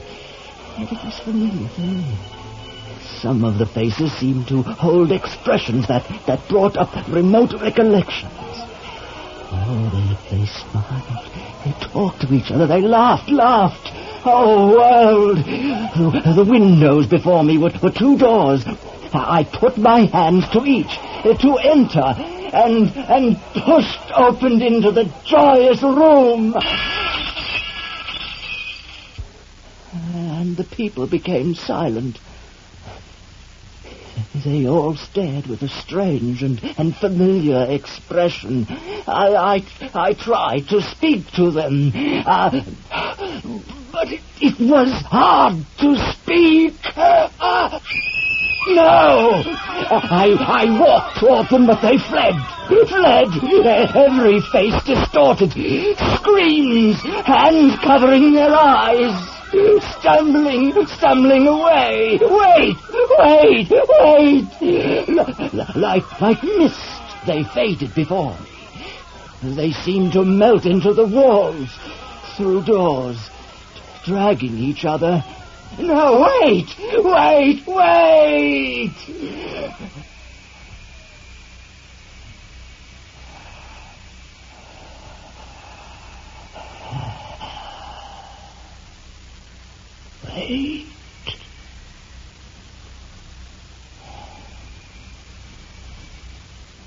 They had all been gathered before a wall, which now stood bare,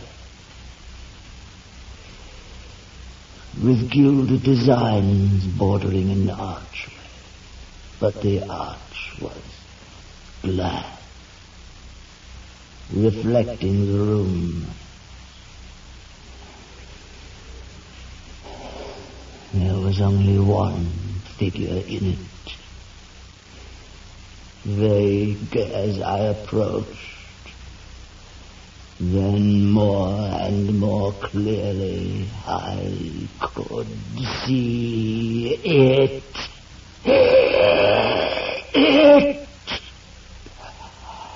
Compound of all that is unclean, unwelcome, abnormal, and detestable. The ghoulish shade of decay, antiquity, and dissolution. dripping, putrid eidolon of some unwholesome revelation. The awful bearing of that which the merciful earth should always hide. It was not, or no longer, of this world. Yet in its eaten-away bony outlines I saw a leering, abhorrent travesty on the human shape. Mine, no! The eyes, as I approached, held mine open. I couldn't turn away. But I would wipe out the sight. I'd reach out. I stretched out my fingers to the abomination, to touch a cold and unyielding surface of polished glass. But it would yield. It would yield. It would yield.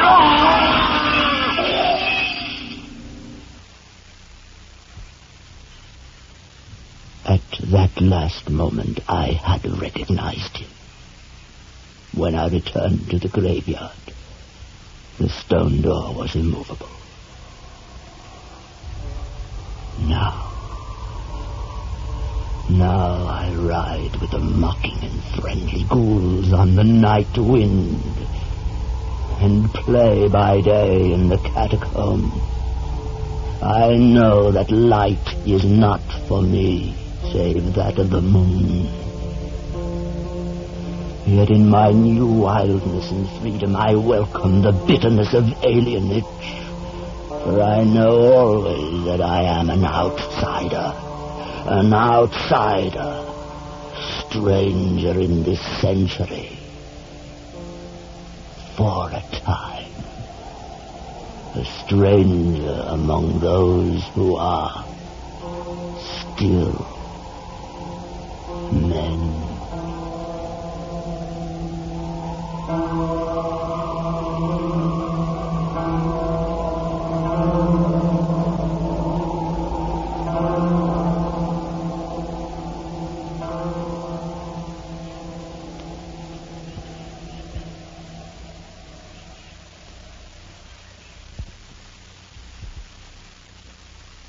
That was The Outsider by H.P. Lovecraft. The story was adapted for radio and performed by Erik Bauersfeld, with technical production by John Whiting. And now, good night.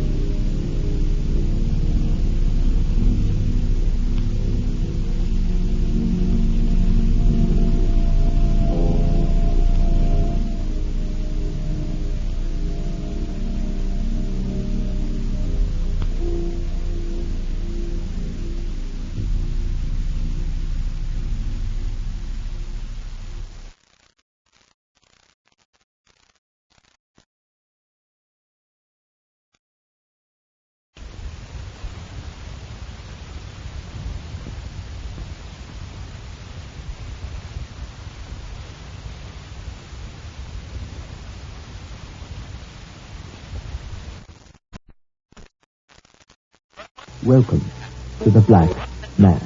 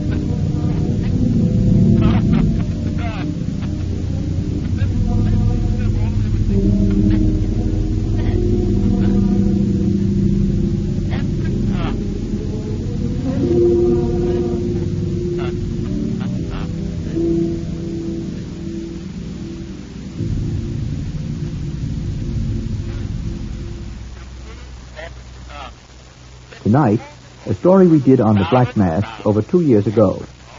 We were just beginning the series then, and compared with some of our later work, you may find this one a little primitive. But it was a favorite at the time, and we'll give it a final run-through this evening. Here is The Squaw by Bram Stoker.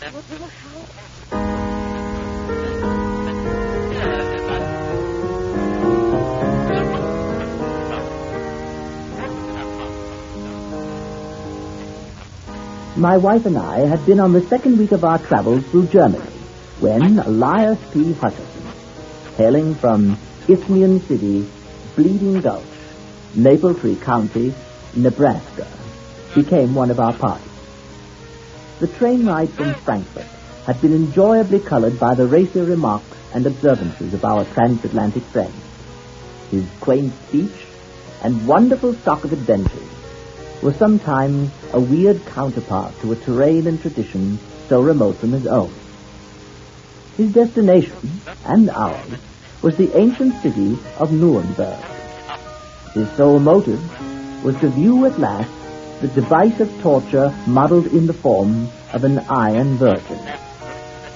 This fateful romance had begun years ago in Bleeding Gulch, where Elias P. Hutcherson had imagined gory scenes of torture as he pored over a small etched illustration of the famous Virgin in Harper's Weekly.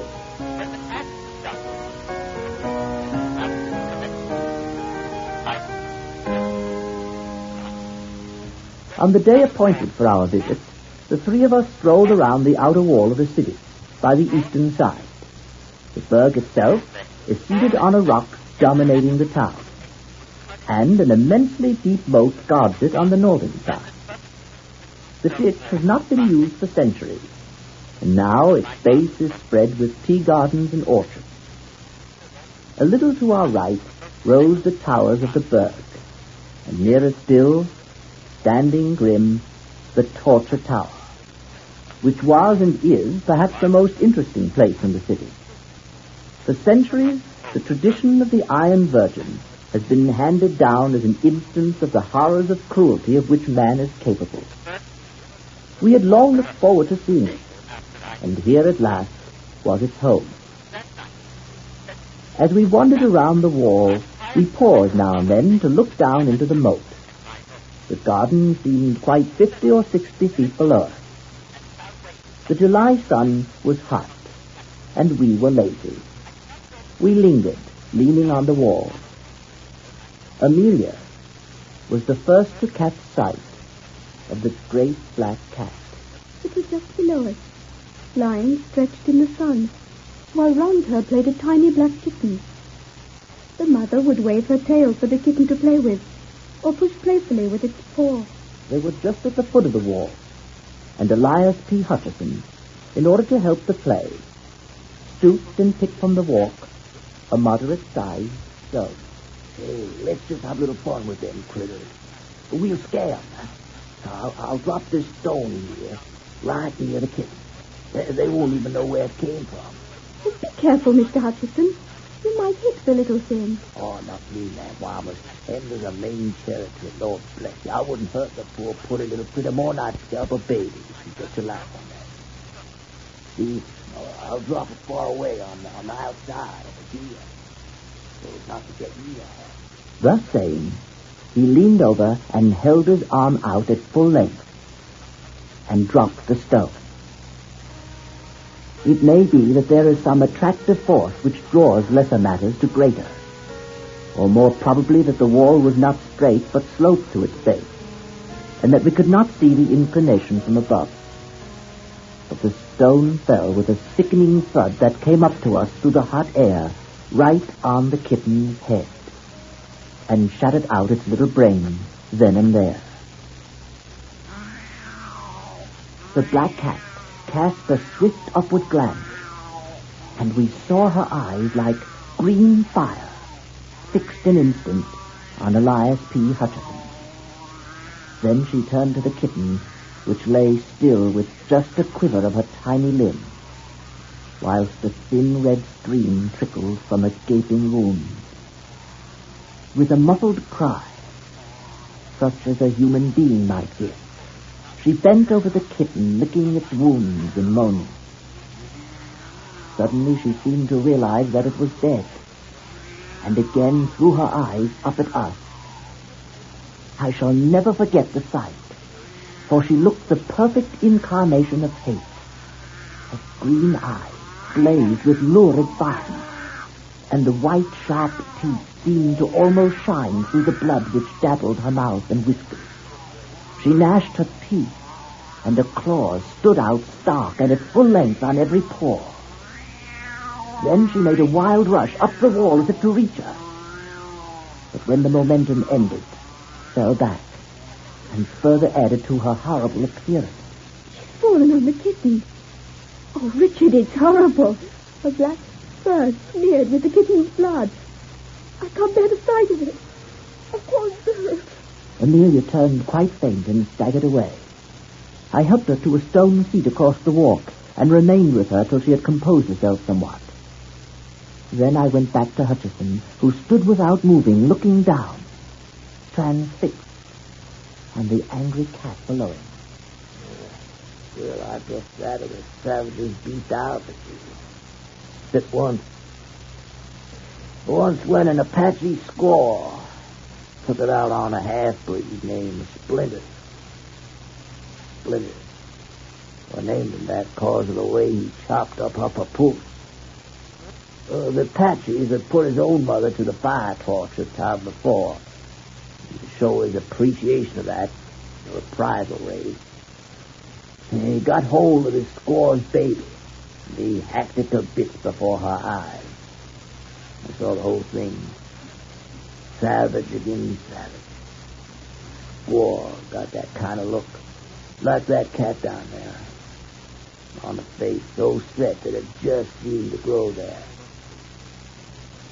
She followed Splinters more than 3 years. The last Apache braves got him and handed him over to her. Yeah.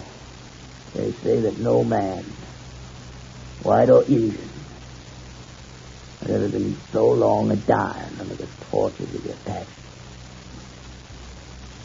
The only time I ever see that squaw smile was when I aimed my gun at her head. Yeah, we got there too late anyway. Splinters already passed in his chips. He wasn't sorry to go either, you could bet that. That squaw, smiling at me. Thought she'd get me too, same way if she could. So my gun tore her head apart. Still see that look sometimes. Same look as that cat down there. Same look.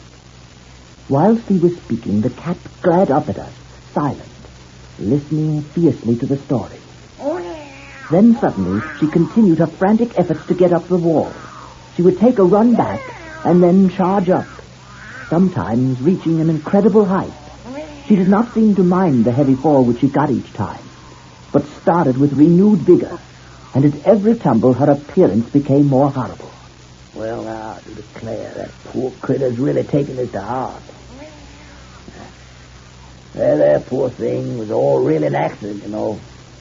I guess that won't bring your little one back to you, will it? Well, now, you know I wouldn't have had such a thing happen if anything but a worry. It just shows what a clumsy fool of a man can do when he tries to play. Say, Colonel, I hope your wife don't hold no grudge against me on account of this unpleasantness. Of course, Mr. Hutchison. I quite understand that it was an accident. I'm afraid, though, that it quite shook me for the moment. Then we all went back again to the wall and looked over. The cat had drawn back across the moat, sitting on her haunches as though ready to spring. Indeed, the very instant she saw Hutchison, she did spring, and with a blind and unreasoning fury which would have been grotesque, only that it was so frightfully real. Oh, Richard, that cat frightened me. She leaped just then as if hate and fury could lend her wings. Mr. Hutchison, you must be very careful. That animal would try to kill you if she were up here. Her eyes look like positive murder. Oh, excuse me, ma'am, but I can't help laughing. Imagine a man that has fought grizzly bears and Apache Indians being worried about a mad cat. Finally, we moved on our way around the city moat. Every now and then, we looked over the wall, and each time saw the cat following us. At first, she was carrying the dead kitten in her mouth. After a while, however, she abandoned it, evidently hid the body somewhere, and was following us alone. We crossed the little wooden bridge, leading to the gateway, whence ran the steep paved roadway between the burg and the pentagonal torture tower. As we crossed the bridge, we saw the cat again, down below us. Thank God it can't follow us any further. Yes, I'm kind of relieved about that myself. Yeah. Now, goodbye, old girl. Really sorry about all this. But you'll get over it in time. You'll get over it. So long. And then we passed through the long, dim archway and came to the gate of the burg. During our survey of this most beautiful old Gothic place, we seemed to have quite forgotten the unpleasant episode of the morning. The old lime tree, with its great trunk gnarled with the passing of nearly 9 centuries. The deep well cut through the heart of the rock by those captives of old. And the lovely view of the city, whence we heard the multitudinous chimes of Nuremberg, all helped to wipe out of our minds the incident of the slain kitten. Finally, we crossed the paved roadway again and entered the torture tower. Truly a grim place. The dust of ages seemed to have settled on it, and the darkness and the horror of its memories seemed to have become sentient. The lower chamber, where we entered, was seemingly in its normal state filled with incarnate darkness. Even the hot sunlight streaming in through the door seemed to be lost in the vast thickness of the wall. The custodian, looking to us as the sole source of his gains for the day, was willing to meet our wishes in any way. You are the only difficult today. You see, you have the place all to yourself. And if you are interested, we can make a more minute and satisfactory survey than would otherwise be possible. Your eyes will get used to the darkness in a few moments. Please, if you will follow me.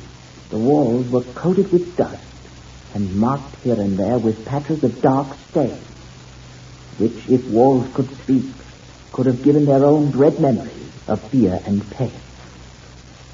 We were glad to leave the hall, and when we came up through the open trap in the chamber overhead, Amelia held on to me so tight that I could actually hear her heart beat. I must say for my own part that I was not surprised at her fear, for this room was even more gruesome than that below. There were ranges of windows of medieval smallness, but so high up that from no part could the sky be seen through the thickness of the wall. Dim, at times hardly more than a shadow in this ancient light, the old custodian directed us about his deadly chamber. Those cracks against the wall. Notice in them the sword. The headsman's sword. Great double-handed weapons, with broad blade and keen edge. Nearby were several blocks whereon the necks of the victims had lain. Please, notice there the deep notches where the steel has bitten through the flesh and shot into the wood. And over here, the rat. And another smaller one over here. Here, the chair of spite. Here's the iron boot. And here, the steel basket in which the head of the victim can be slowly crushed to a pulp if necessary. Everywhere, racks, belts, boots, gloves, collars, all made for compression at will implements of torture, all modeled upon the simplest common objects: clothing, household furniture, objects which ordinarily bring some kind of comfort and protection. Here in this chamber of horror, molded as from a nightmare into objects which have turned savagely upon their papers. Horrible. It's all horrible. Richard, in this dim light I can almost see the victims. Their tortured faces. Hear their cries. But it's all of another age, Amelia. Long, long past. These are only skeletons, deadly remains. Remind. Worse than that. In this twilight, they seem still to live, biding their time, waiting. There is about them a hushed, gruesome expectancy. Richard, where is Mr. Hutchison? He was with us just a moment ago. He had left us just a moment before, heading toward the center of the chamber. And we saw him there now, standing transfixed before a great dark object, to which the custodian now led us. But the central object of this whole chamber of horrors is this engine known as the Iron Virgin, which stands here in the center of the room. If you see a rudely shaped figure of a woman, hardly recognizable as intended for a human figure at all, but not the founder, shaped on the forehead a rude resemblance of a woman's face. The poor lady, so long abandoned, covered with rust outside, is still, however, in working order. Here, let me show you. You see here the rope fastened to the little iron ring at the base of the figure, and drawn through a pulley fastened on the wooden pillar over here. Now, I pull the rope. So, the front section of the Virgin opens like a door, and see the thickness of the iron wall of this dreadful machine. And inside, just enough room for one victim to be paid. The door was of great weight, for it took the custodian all his strength, aided though he was by the contrivance of the pulley, to open it. This weight was partly due to the fact that the door was of manifest purpose, hung so as to throw its weight downwards, so that it might shut of its own accord when the strain was relieved. The inside was honeycombed with rust, nay more. The rust alone that comes through time would hardly have eaten so deep into the iron wall. The rust of the cruel stain was deep indeed. Oh, Richard, look. Look inside the door. Indeed, it was only when we looked there that the diabolical intention was manifest to the full. You see the long spike, broad at the base, sharp at the point, placed in such a position that when the door should close, the upper one would pierce the eyes of the victim, and the lower one his heart and abdomen. Hutchison, still obsessed by this Iron Virgin, finally gave us the benefit of his thought. Well, I guess I've been learning something here. We used to think out on the plains that the engine could teach us just about everything on how to make a man uncomfortable. From here, though, seems we were a long way behind the times. Yeah, old Splinters and his squaw could have learned a thing or two to play on each other from this old world. You know, I wonder how it would feel standing in there.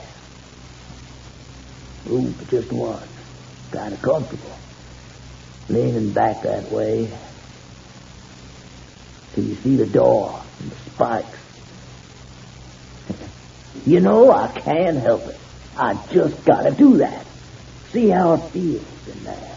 Oh, no, it's too terrible. Oh, now, ma'am, nothing's too terrible to the exploring mind. It's the danger that draws us to it. And I've been in some queer place in my time. Spent a night inside a dead buffalo once when the Comanches were on a warpath. 5 days in a cave in the Billy Bronco gold mine in Mexico. No, I never yet walked me out on a crazy time. And I sure can't begin now, can I? I could almost understand what Hutchison was trying to say. It was hard to draw one's eyes away from the terrible iron contact. The hollow shape, fitting the human form, had a strange, compelling effect. If one was not forced to turn away in horror, one was almost hypnotized, drawn into the dreadful mist to satisfy the lust of this iron woman. Why, I wonder, didn't I stop poor Hutchison while there still was a chance? Instead, I urged him to get through with the experiment. At first, the custodian was reluctant, but a small bribe from Hutchison gained his full cooperation. Hutchison wanted no detail overlooked that would add to the original experience. Consequently, the custodian produced some thin frayed rope and proceeded to bind our companion with sufficient strictness for the purpose. Half bound, Hutchison backed into the opening, which was just enough to hold him. Indeed, it was a close fit. And there, the custodian completed the task of binding the legs and feet together. The victim, now helplessly fixed, had reached a state of almost macabre elation. Well, there now. This here little woman don't leave much room to bucket in. You take our Paulson's more room than we back it out of there. Now there, Judge. You just begin to let this door down easy like for me. I just want to feel how watch those spines stand moving toward their eyes. Richard, stop him. Stop this. It's too terrible. I can't bear to see it. I can't. But there was no stopping now. And Amelia, still holding tight to my arm, shivered, whilst the custodian began to slacken slowly, inch by inch, the rope that held back the iron door. Hutchison's face was positively radiant as his eyes followed the first movement of the spike. Oh, man, this is really it. Really it. Find how to show for a real pleasure like this since I left New York. Dodge rotted, tied out old continent, no bars, no Indians. Hey, go there, George. Don't you rush this. I want a show for my money, I do. The custodian must have had in him some of the blood of his predecessors in that ghastly house. But he worked the engine with a deliberate and excruciating slowness. After 5 minutes, the outer edge of the door had not moved half as many inches. But my attention was suddenly drawn to Amelia. Her grip had tightened on my arm. I saw her lips had whitened. She was looking not at the instrument of torture, but to a spot beside it. Look there. The cat. The cat. It was crouching almost out of sight, beside the iron bird. Her green eyes shone fiercely in the gloom of the place, and their color was heightened by the blood which still smeared her coat and reddened her mouth. Her stare seemed to hold me silent for a moment. She looked like a triumphant demon. Her eyes blazed with ferocity. Her hair bristled out till she seemed twice her normal size. Only when she turned for me to spring could I call out a warning. The cat! The cat! Look out for the cat! But at that point, with a sort of hellish scream, she hurled herself not as we expected at Hutchison, but straight at the face of the custodian. Her claws seemed to be tearing wildly, and as I looked, I saw one of them hit the poor man's eye and actually tear through it and down his cheek, leaving a wide band of red where the blood seemed to spurt from every vein. Amelia had fainted in my arms, and holding her, I could do nothing to halt the terrible events before me. The custodian leaped back, dropping as he did so the rope which held back the iron door. The cord ran like lightning through the pulley block, and the heavy mass fell forward from its own weight. As the door closed, I caught a glimpse of poor Hutchison's face. It was frozen with terror. His eyes stared with a horrible anguish, as if dazed, and no sound came from his lips. The spikes had done their work. Happily the end was quick, for when I wrenched open the door, they had pierced so deep that they had locked in the bones of the skull through which they had crushed, and actually tore him, out of his prison, until bound as he was, he fell at full length with a sickly thud upon the floor, his face turning upward as he fell. I rushed to Amelia and carried her out, for I feared for her very reason if she should wake from her faint at such a scene. I laid her on the bench outside, and then I ran back. Leaning against the wooden column was the custodian, moaning in pain as he held his reddening handkerchief to his eyes. And sitting on the head of poor Hutchinson was the cat, purring loudly as she licked the blood that trickled through the gashed sockets of his eyes. I think no one will call me cruel, but I seized one of the old executioner's swords and chopped her in two as she sat. That was The Squaw by Bram Stoker. On our next Black Mass program, 2 weeks from tonight, we will continue our summer rerun with The Rat in the Walls by H.P. Lovecraft. And here is a brief coming attraction.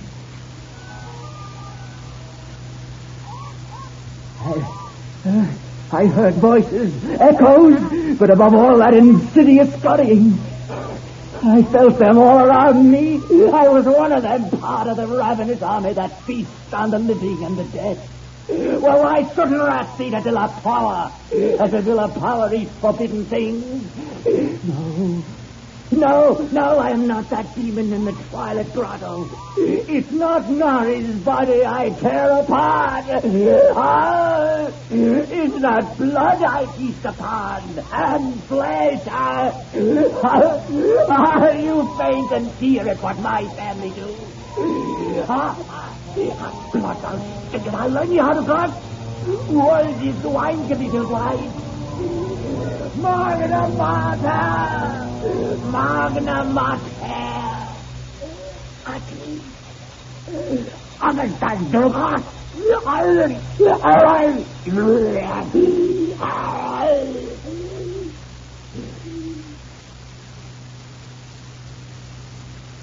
That's The Rat in the Walls by H.P. Lovecraft, 2 weeks from tonight.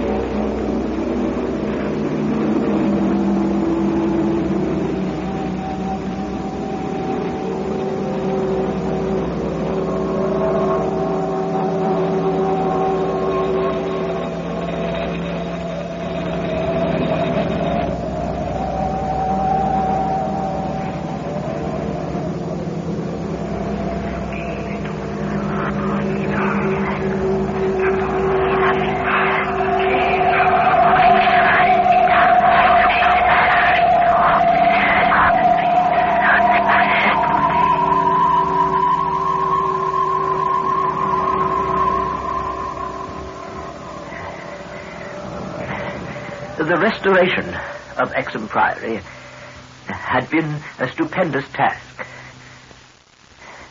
For little had remained of the deserted pile but a shell-like ruin. But because it had been the seat of my ancestors, I let no expense deter me. The place had not been inhabited since the reign of James I, when a tragedy of intensely hideous, though largely unexplained nature occurred. It appeared that my ancestor was accused, with much reason, of having killed all the other members of his household in their sleep. This deliberate slaughter, which included his father, as well as 3 brothers and 2 sisters, was strangely condoned by the villagers and slackly treated by the law. With this sole heir nevertheless legally denounced as a murderer, the estate had reverted to the crown, the accused man making no attempt to exculpate himself or regain his property. Shaken by some horror greater than that of conscience or the law, and expressing only a frantic wish to exclude the ancient edifice from his sight and memory, Walter de la Power fled to the United States, where, by the end of several generations, the family had achieved a proud and honorable, if somewhat reserved and unsocial, Virginia line. After the Civil War, the family moved north. I emerged and grew to manhood, to middle age, and to ultimate wealth within the grayness of a Massachusetts business life. My wife, Emily, died shortly after the birth of our only son, Alfred. And Alfred, in the Aviation Corps in 1917. They both had died, leaving me old, bereaved, and aimless, a retired manufacturer. I traveled, eventually to England, eventually to Anchester, eventually to the ancient family seat, Exham Priory itself. A jumble of tottering medieval ruins covered with lichen, perched perilously upon a precipice, denuded of floors and other interior features save the stone walls and the separate towers. The priory had been allotted to the estate of the Norris family by the crown. And now, 3 centuries later, I purchased the ruin for a surprisingly reasonable figure, and resolved to divert my remaining years by restoring my ancestral home.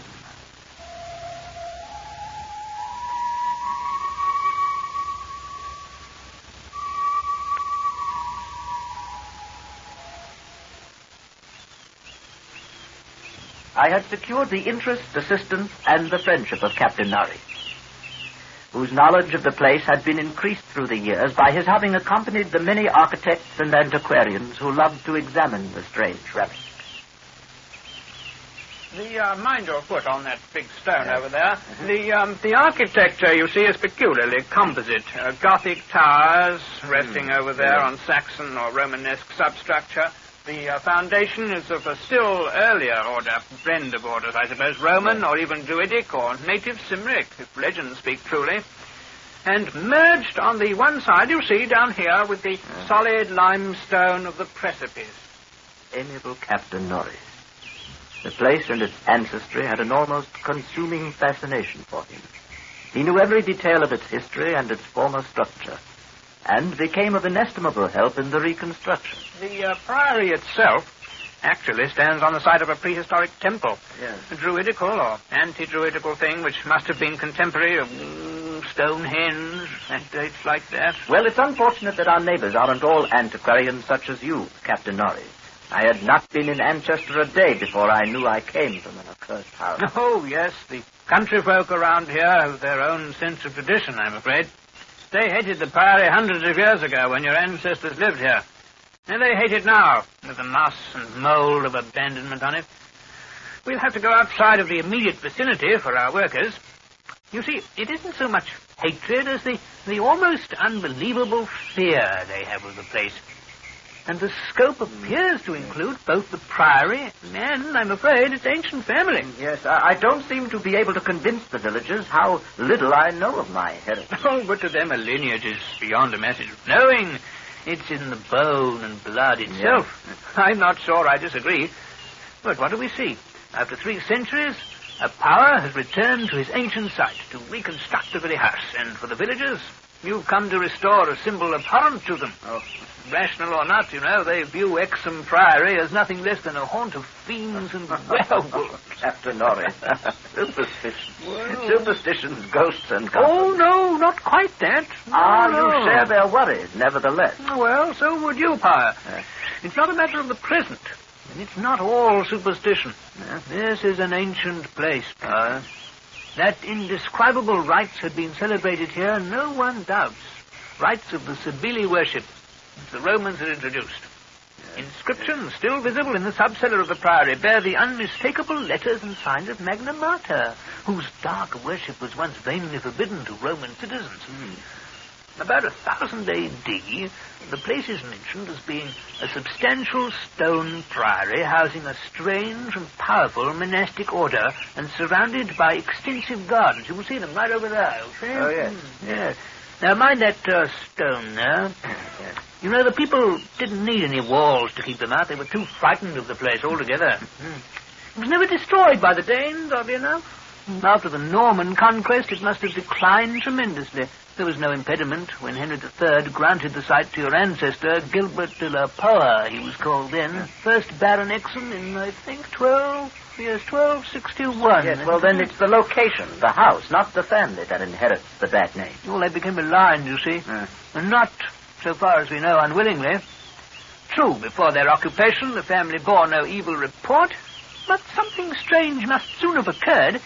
You know, in one chronicle, there's a reference to a de la Poe as cursed of God. It's a strange phrase. Village legendary had nothing but evil and frantic fear to tell of the castle. The fireside tales were of the most grisly description. All the... Mind your head, darling. Yeah. All the ghastlier because of their frightened reticence and cloudy evasiveness. I'm afraid they represented your ancestors as a race of hereditary demons. But what precisely happened, Norris? What went on? Well, there are the vaguer tales. Hackneyed spectral lore, perhaps. Wails and the usual howlings heard around the place. Graveyard stench after the spring rains. The servant girl who'd gone mad at what she saw in the full light of day in the priory. The accounts of vanished peasants are less to be dismissed, though not especially significant in view of medieval custom. Prying curiosity meant death, and more than one severed head had been publicly shown on the bastions around Exham Priory. Yes. Well, it's difficult. A few of the tales were exceedingly picturesque. For instance, the belief that a legend of bat-winged devils kept witches' Sabbath each night at the priory, a legend whose sustenance must explain the disproportionate abundance of coarse vegetables harvested in the gardens. But most vivid of all, there was the dramatic epic of the rats. The rats? Yes, the scampering army of obscene vermin which had burst forth from the castle a couple of months after the tragedy that doomed the place to desertion 3 centuries ago now. You know, a lean, filthy, ravenous army which had swept all before it and devoured fowl, cats, dogs, hogs, sheep, and, you know, even 2 villagers before its fury was spent. Yes, around that unforgettable rodent army a cycle of myths revolves. Scattered among the village homes and brought curses and horrors in its train. Yes, and that was just 3 months after Walter de la Poe had murdered his family and fled to Virginia. Yes, I should say about that. You know, one thing puzzles me about that murder. Walter de la Poe must have known for years the sinister tales about his family, so that this material could have given him no fresh impulse. I can scarcely conjecture what discovery could have prompted an act so terrible. What had he witnessed? Or stumbled upon? Take this path downhill. Yes. The general whispered sentiment seems to have been that he purged the land of immemorial curse.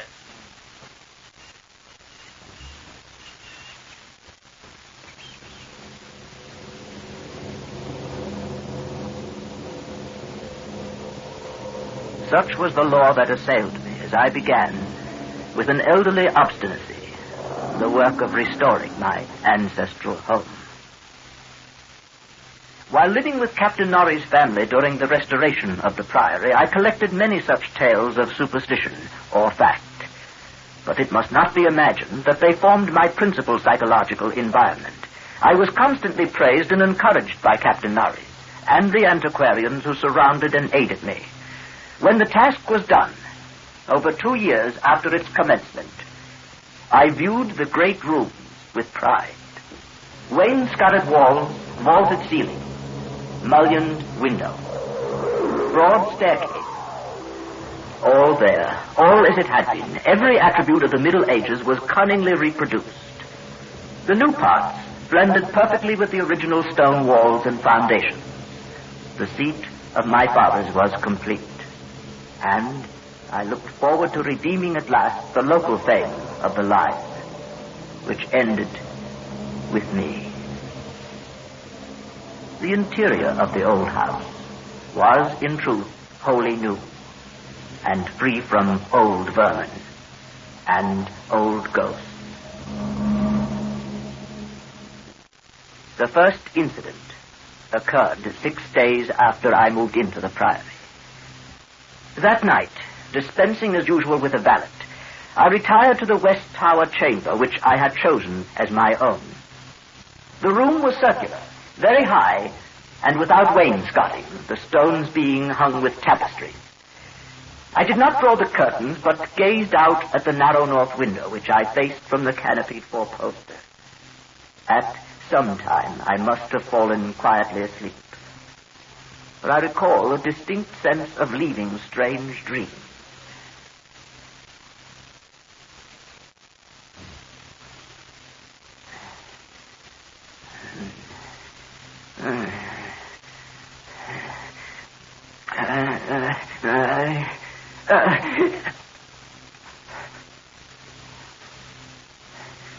As I awoke, I found myself looking intensely at a point on the wall, a point to which my eye had nothing to market, but toward which all my attention was directed. Whether the tapestry actually moved, I cannot say. I think it did very slightly. But what I can swear to is that behind it I heard a low, distinct scurrying, as of mice or rats. Then it was gone. Some sort of effective echo, perhaps, coming from some other area of the house. There was no need of my looking behind the arras, for the walls were of solid stone, several feet thick.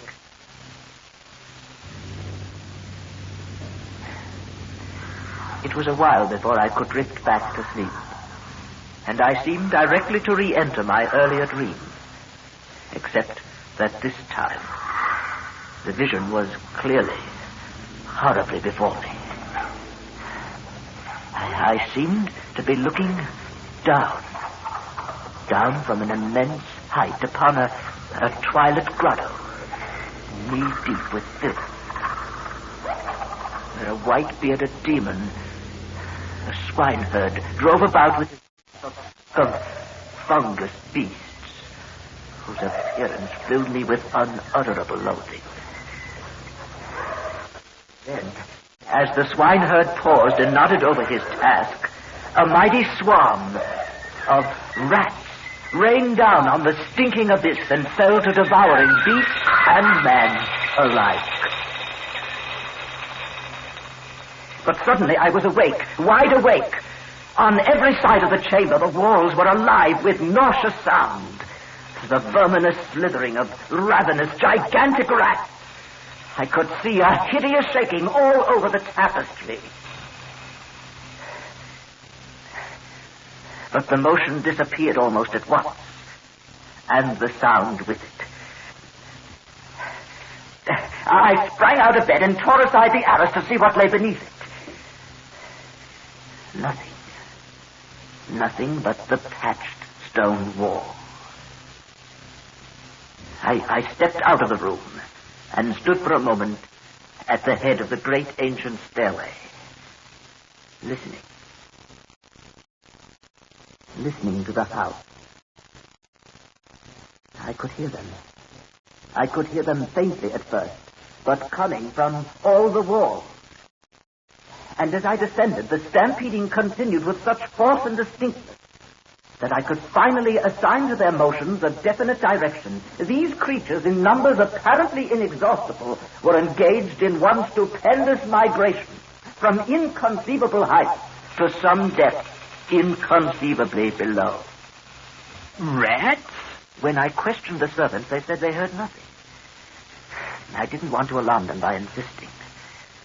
No, I wasn't dreaming, Norris. It was no dream. But there have been no rats at the Priory for 300 years. Even the field mice couldn't be found in these high walls. Wherever would they be found in walls of solid stone? You say they were headed downward. Captain Norris helped me explore the subcellar, but absolutely nothing untoward was found. We could not, however, repress a thrill at the knowledge that this vault was built by Roman hands. You see up here, it's not the debased Romanesque of the bungling Saxons, but the severe and harmonious classicism of the age of the Caesars. Look here at these inscriptions. T.M. Temp Dona Lucius Praecius Pontificatus. What is it? Attis. Yes. Attis. The reference made me shiver, but I had read Catullus and knew something of the hideous rites of the Eastern God, whose worship was so mixed with that of Cybele. Look, hold your lantern up here. No, not that one. That's by this stone block here. Oh, yes, I see. Yes, you see the design cut into it? A sort of rayed sun?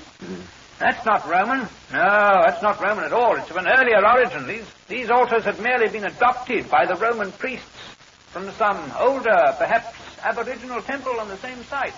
Come down here. Let's have a look down here. Norris and I determined to pass the night in the crypt, and couches were brought down by the servants. We retired with the lantern still burning to await whatever might occur.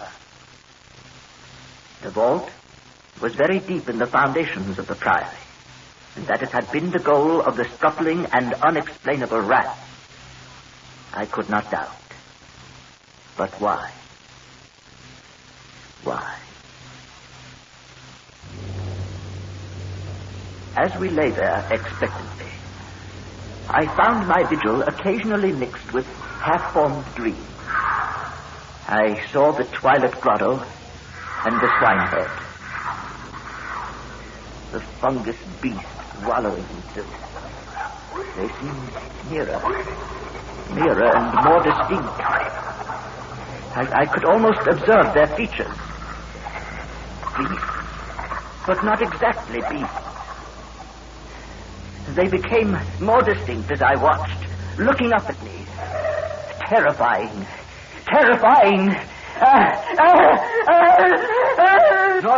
Norris, wake up, Norris. Wake up. What's it, fellas? What's wrong? Did you hear them? Did you hear them, Norris? What? The rats. Rats? I heard nothing at all. Still downward. They were going still farther down. No. There are cellars below us, Norris. Cellars? Norris, was it hallucination? Was it madness? Why have they stopped? Why is it silent now? Perhaps you've been shown what certain forces wish to show you. They were headed downward. In this altar. See, Norris? The lantern flickers at the crevice here between the altar and the floor. There must be some kind of... By Jove! There must be some way of descending, some door, some kind of entrance. Balanced by some sort of counterweight, I expect. You see? Look here, look. Yeah. The entire stone pivots aside. By Jove! There's your cellar power.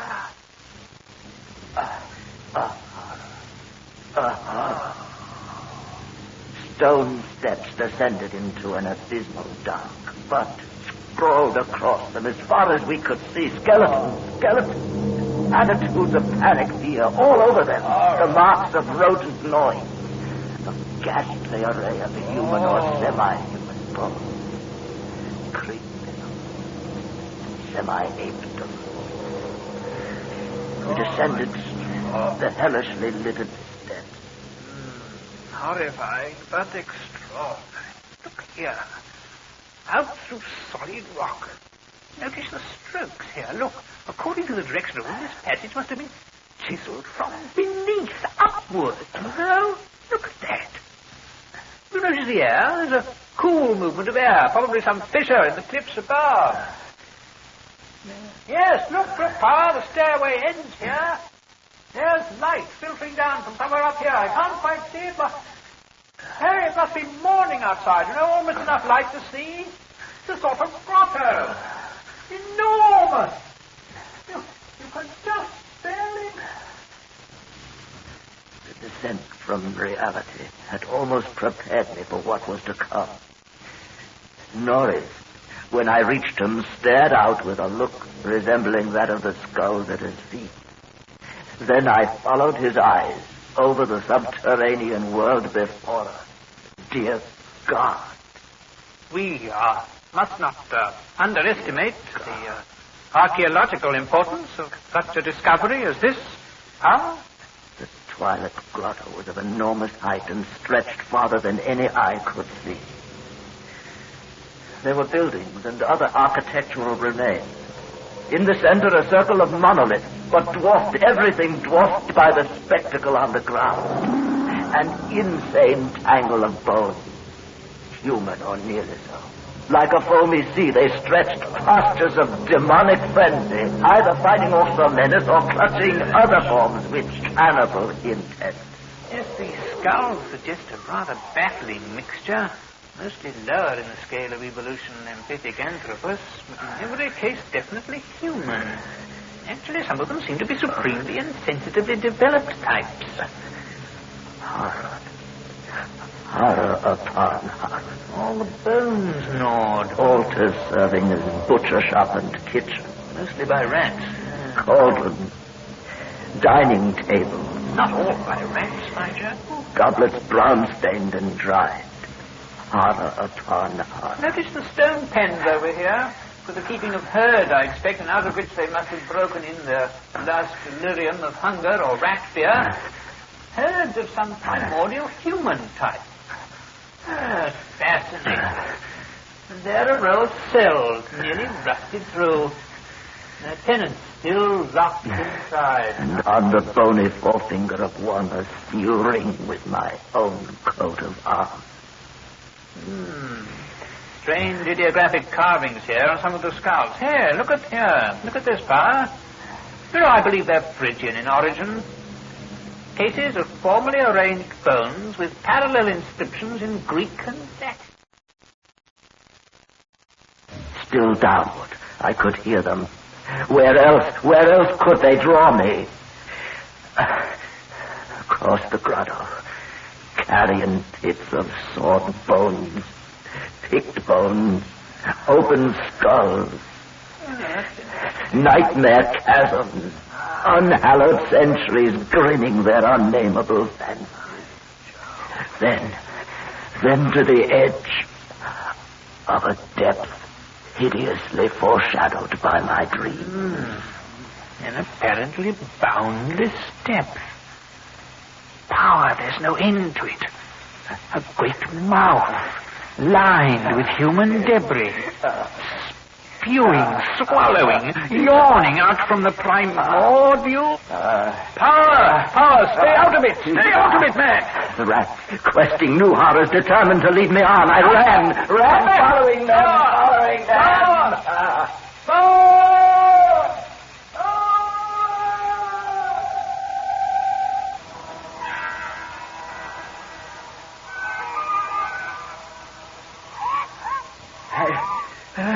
I heard voices, echoes, but above all that insidious scurrying. I felt them all around me. I was one of them, part of the ravenous army that feasts on the living and the dead. Well, why shouldn't rats eat a deal of power? As a deal of power eat forbidden things? No, I am not that demon in the Twilight Grotto. It's not Nari's body I tear apart. It's not blood I feast upon, and flesh. You faint and tear at what my family do. Blood, I'll stick it. I'll learn you how to grunt. Words is wine can be right. Magna Mater! Magna Mater!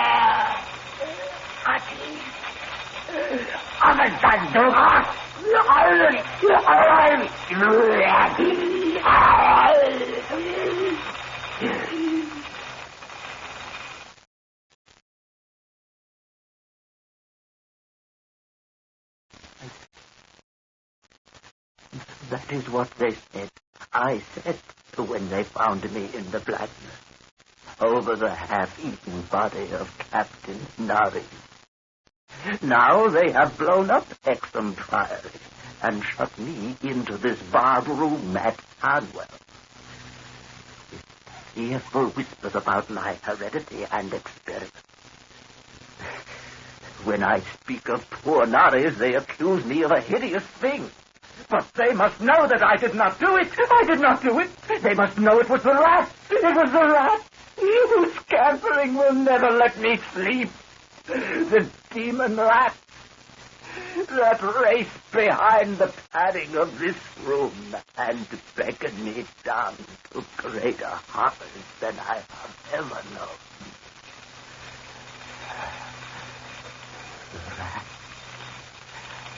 The rat they can never hear. The rat in the wall.